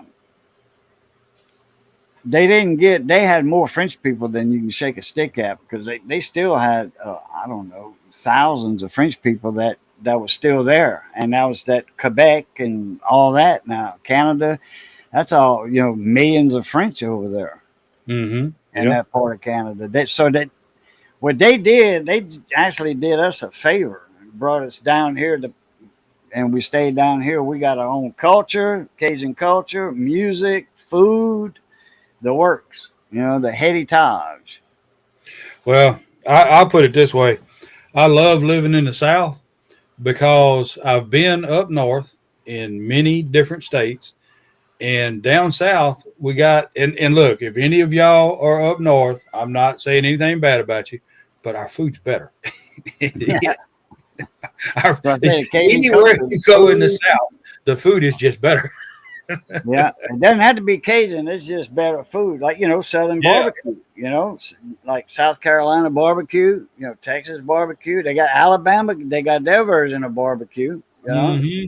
Yeah. Tennessee barbecue. Yeah, Tennessee. That's in there. Their barbecue. And down south, I think whenever we're born, they take a bottle of Tabasco, and that's what they dab in our mouths to get us acquainted to the heat. Yeah. Well, when they want us to quit sucking our thumb, Tabasco sauce on the thumb. That'll break that habit. I did that a few times with the Mm. kids. Yeah, I remember Baby, uh, what you a doing, buddy of baby? mine. He had grown some Tabasco peppers. He didn't know what they were. He just had some peppers. He grew them, and these peppers, he said, would grow straight up like that on the stalks. Yeah, that's what Tabasco. That's how you know it's a Tabasco. Right. Or a form of Tabasco Yeah. variety. They And go he brought straight them up. things to work, and they were so hot. As a matter of fact, I ate a habanero, and it wasn't as hot as these particular Tabasco peppers were. And he was having different people try them just to see their reaction to them things. And none of us knew that they were Tabascos at the time. And we had this vendor, hydraulic vendor, handled all of our hydraulic fittings and all that stuff. He come up in there, and we handed him two of those peppers.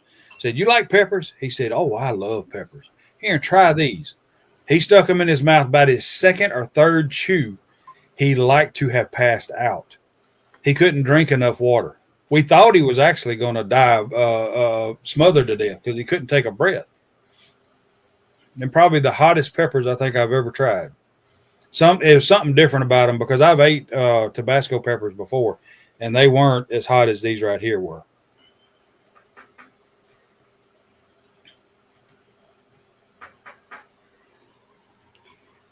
You could probably see it behind me, right there. I think. Oh, uh, it's probably hiding behind the paper towels, right by that water bottle she just picked up. Mm-hmm.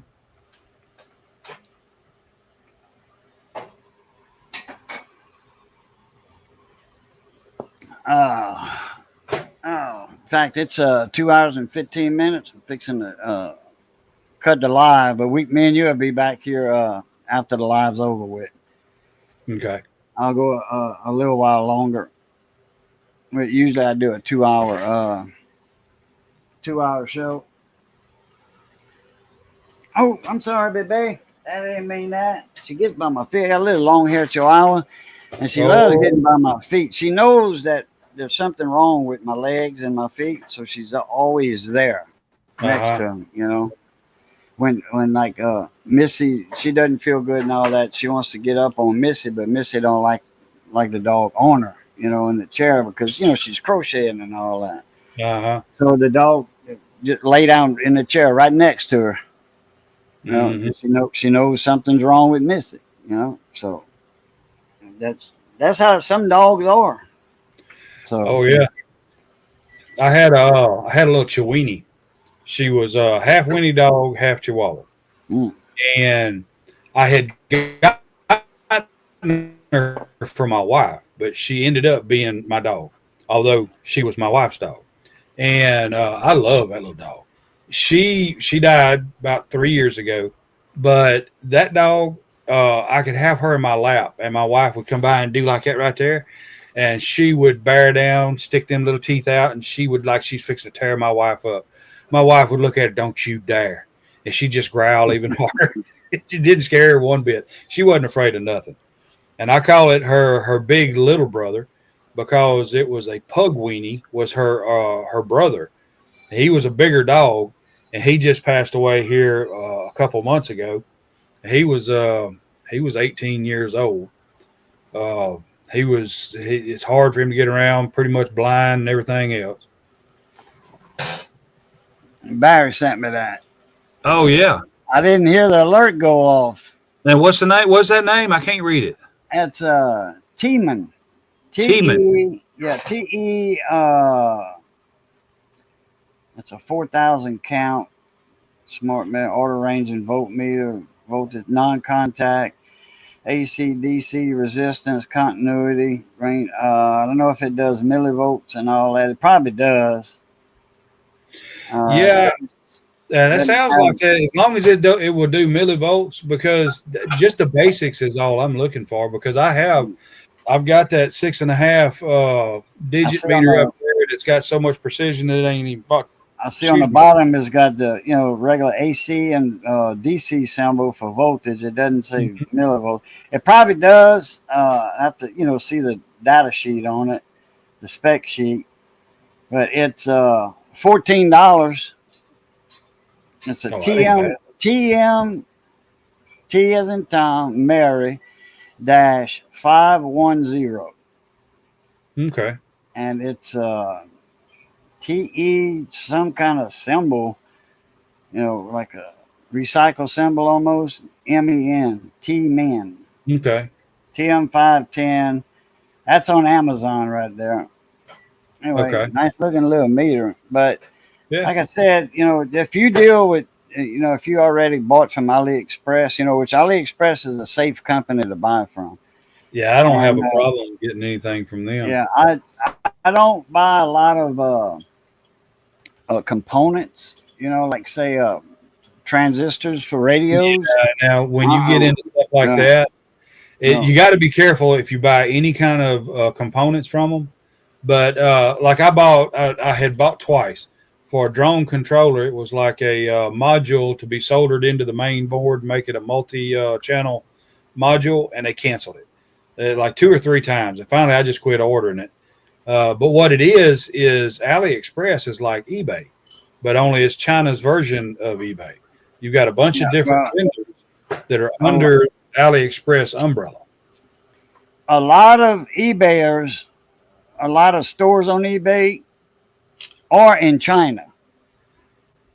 and they buying from AliExpress or Alibaba in bulk, and they have a store and they breaking their little packages down. They have a site. Mhm. I'll share it with you backstage. They sell part reels. There's whole reels of capacitors, transistors, resistors. You know, a lot of SMD stuff, but a lot of through hole stuff too. Mhm. They had Nishikon. They say it was commit capacitors. Mhm. Uh, 25 volt, I think it was. Uh, 22 microfarads. 1,400 capacitors sold for 88 cents. A Wow. whole reel sold for 88 cents for the whole reel of capacitors, not for one capacitor, the whole reel. Wow. $14 shipping. See, That ain't that's bad. No, that's the cost of shipping because this is a big reel, you yeah. know, and it's Wh- got some weight to it. That's the only thing that you've got to be careful with on. And I bought a lot of stuff from Timu, which I think it's supposed to be pronounced Temu, but I bought a lot of stuff from them, and either one of them are pretty reliable to buy stuff from, but you have to be careful because I've put and I bought a lot of knives and stuff off of AliExpress. You put a knife that's cost I don't know $14, put it in your cart, and you go over there, and when it's time to check out, if you don't watch it and you just check out, you could end up paying. And I've seen some knives that you put in your cart, $14 for the knife and $130 shipping. And Man, I mean, unreasonably I've never just seen that crazy. on AliExpress. Not Yeah, that much. there was one knife, and I don't remember what the knife was, but it was $130 shipping. I said, "You got to be crazy." And then usually what you'll end up with is whatever the price of it is, you end up paying $30 shipping or something like that right there. So you got to watch close. But if you look around on there, because you can scroll through the list on AliExpress and it'll just repeat, or looks like it's repeating, but it's different vendors selling the same thing. Oh But what yeah, I found, if you find the ones that says choice, those are ones I think have some kind of $10. special If you agreement buy with $10, over $10, anything in AliExpress, you know, choice is free shipping. That's what choice right. means. And so Free you don't have to shipping. worry Anything about over the $10. Now, shipping at not all. $10. It doesn't have to be $10 in that store. $10 AliExpress wide. Because Mm-hmm. like this flashlight, okay, it was $250. All right, you had to buy $10 worth of stuff from AliExpress that had choice, you know, the yellow choice tag. Mm-hmm. So that and I forget what else that I got with that. Something for Missy, you know. I think like a baby basket. The bot they call it a Moses board for a Moses basket. Is the Okay. board the bottom for a Moses basket? You know that you knit, crochet, knit, or weave, and it's Okay. the base, and it's got all the holes pre-drilled in it. You know that was like $8. Okay, and this was a couple bucks. So that was your $10 there, free shipping. Right. And that Right. board was like 32 inches. So it, Wow. you know, it came in a big bag. You know, and it was intact. Everything I had was intact from them. Yeah. See, I mean, a lot of the stuff you get from AliExpress is just in a bag. Yeah. I mean, it's in just Yeah, a it's in a box that it comes in, and then they throw it in a bag. yeah, and you might think that it would be destroyed by the time you get it. Now, a lot of time I have gotten a lot of stuff that the box looked bad, but the stuff inside of it, I've only gotten out of the literally hundreds of items, maybe thousands. What is that? A mouse, Okay. Yeah. $2.50, free shipping. Mhm. And then they have the dollar area. Not everything's a dollar, but a lot of stuff is a dollar, and $2 and $3. They call it Dollar Express, Yeah, I I think. call it the dollar store.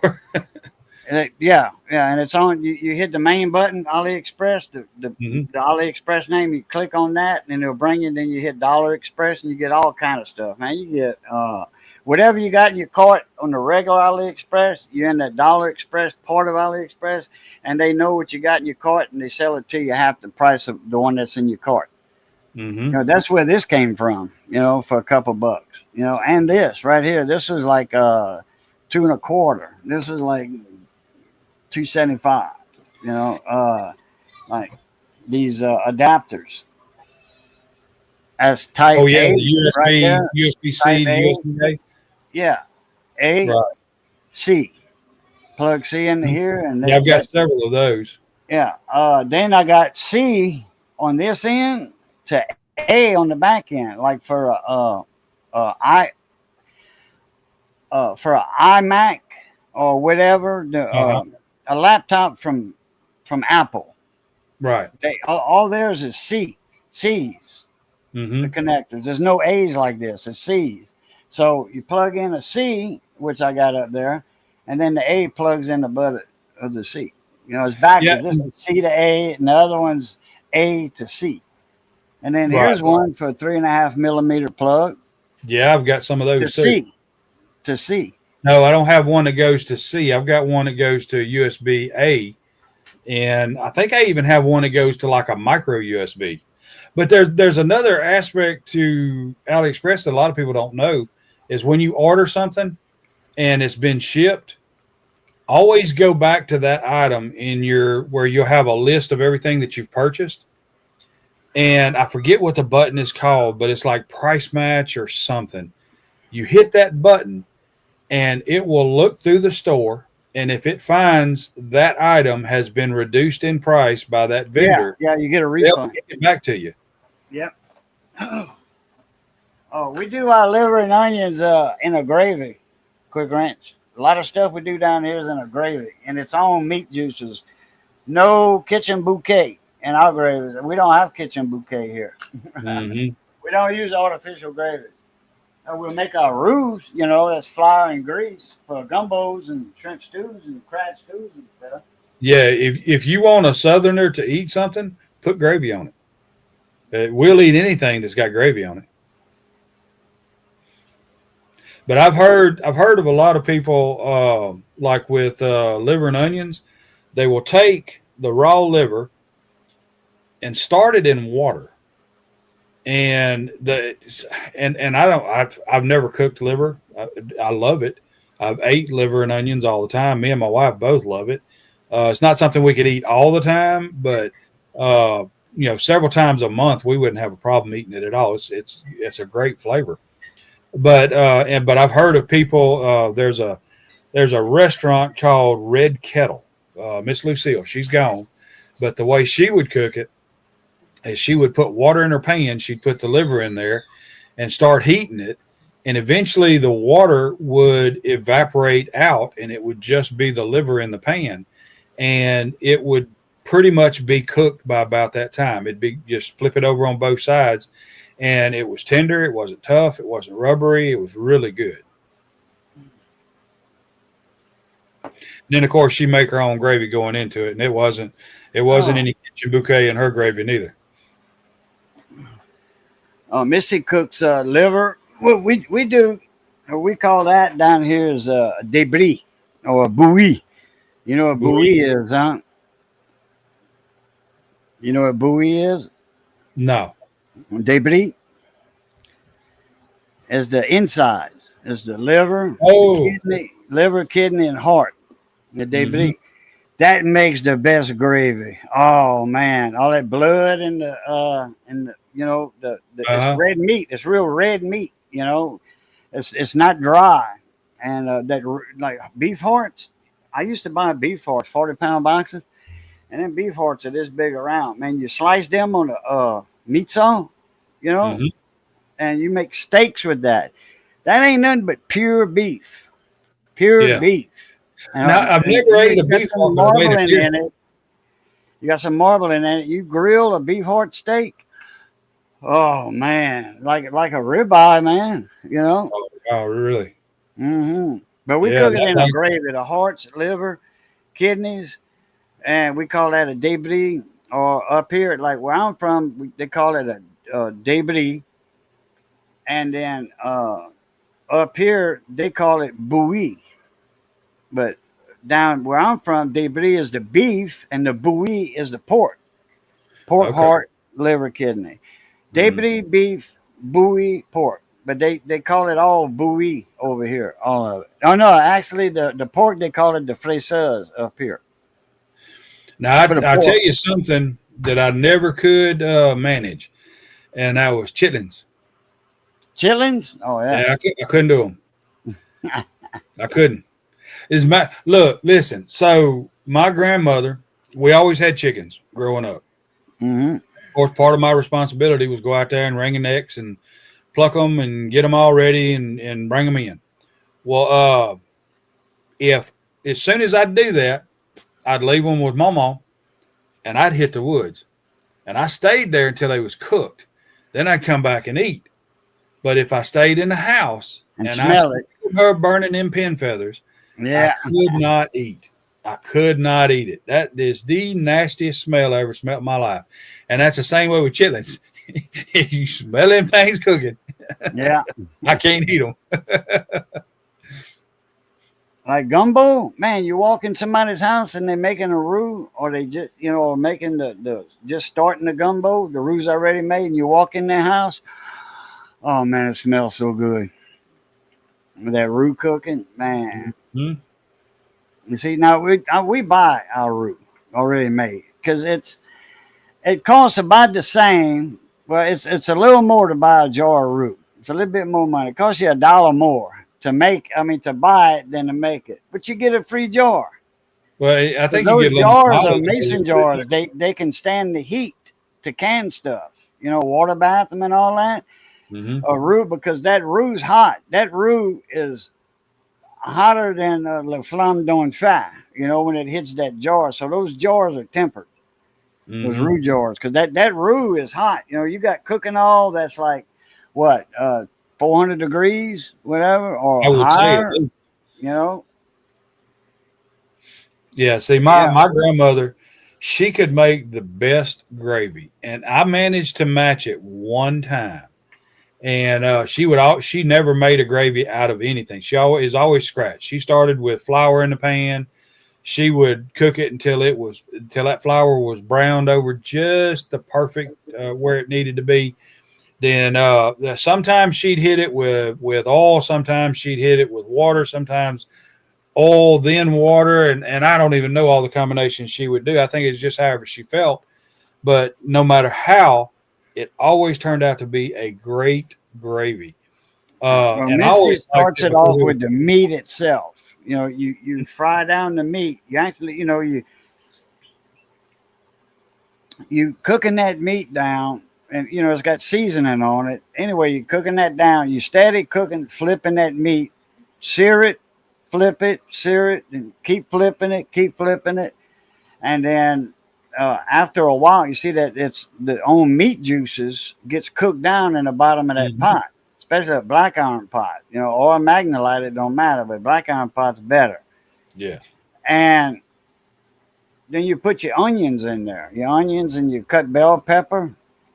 You put that in there, and then you frying that down, and you sweating it, and all them juices like that, all that's mingling together in the bottom of that pot.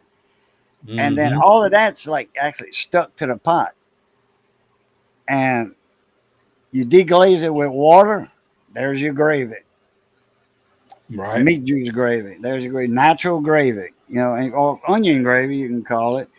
Somebody asked. I was cooking on the snapper boats, and I was first mate on the boat, second captain, and I was the cook. Everybody loved my cooking, so I was the cook. And you get more money as a cook per pound of fish that you caught. So Little Richard Wellington, I think, was his last name. Ellington, not Wellington. Ellington. Little Richard Ellington asked Uncle Red, Uncle Rouge, he says, "How Boudreaux make that gravy?" Red looked at him and said, "He burns his onions." Yeah. Yeah. Yeah. So, I've what a lot of times what we'll do is we'll take and get some deer meat and just pound it out. You pound it out flat. You put the only seasoning we'll end up putting on it is seasoned meat tenderizer because you have salts and stuff like that's in that seasoned meat tenderizer and it's got seasoning built into it already. Roll it up into some saran wrap, let it set overnight, and the next day take and dip it in some egg, or some milk with egg mixed in with it. Oh yeah, And egg then hit water. it with your flour and hit it in, fried in the, Yeah, deep fried. Oh yeah, hell yeah. and then when you're done frying all that up, drain the bulk of your oil off and all the goober gollies that you got left over in that pan. Hmm. Makes a great gravy. Yeah. Oh yeah. Like make a good white gravy or brown gravy. Mm-hmm. Just milk gravy. Well, it's been over 2.5 hours, so we're gonna call this an evening. I want to thank everybody for coming in. Appreciate you coming in, Kev, Enjoyed Chainburger. this. I enjoyed it. And yeah, we'll talk a little bit more backstage when it's ended. Uh, we'll talk a little more, just like we did before. It'll be after show. So, all right, everybody, good seeing y'all. Appreciate y'all coming in. You want to say bye bye to everybody? Thank. Yeah, guys, I'm gonna tell you what. I've enjoyed this tremendously. I look forward to maybe doing this again in the future, and I will see Oh you yeah. next time. All right, everybody. Y'all know the routine. It's good being north of the grass. Y'all stay safe. Be that way. Be that way. Stay safe. And as always, love, peace, and crackling grease. We'll catch y'all later. A Plutot.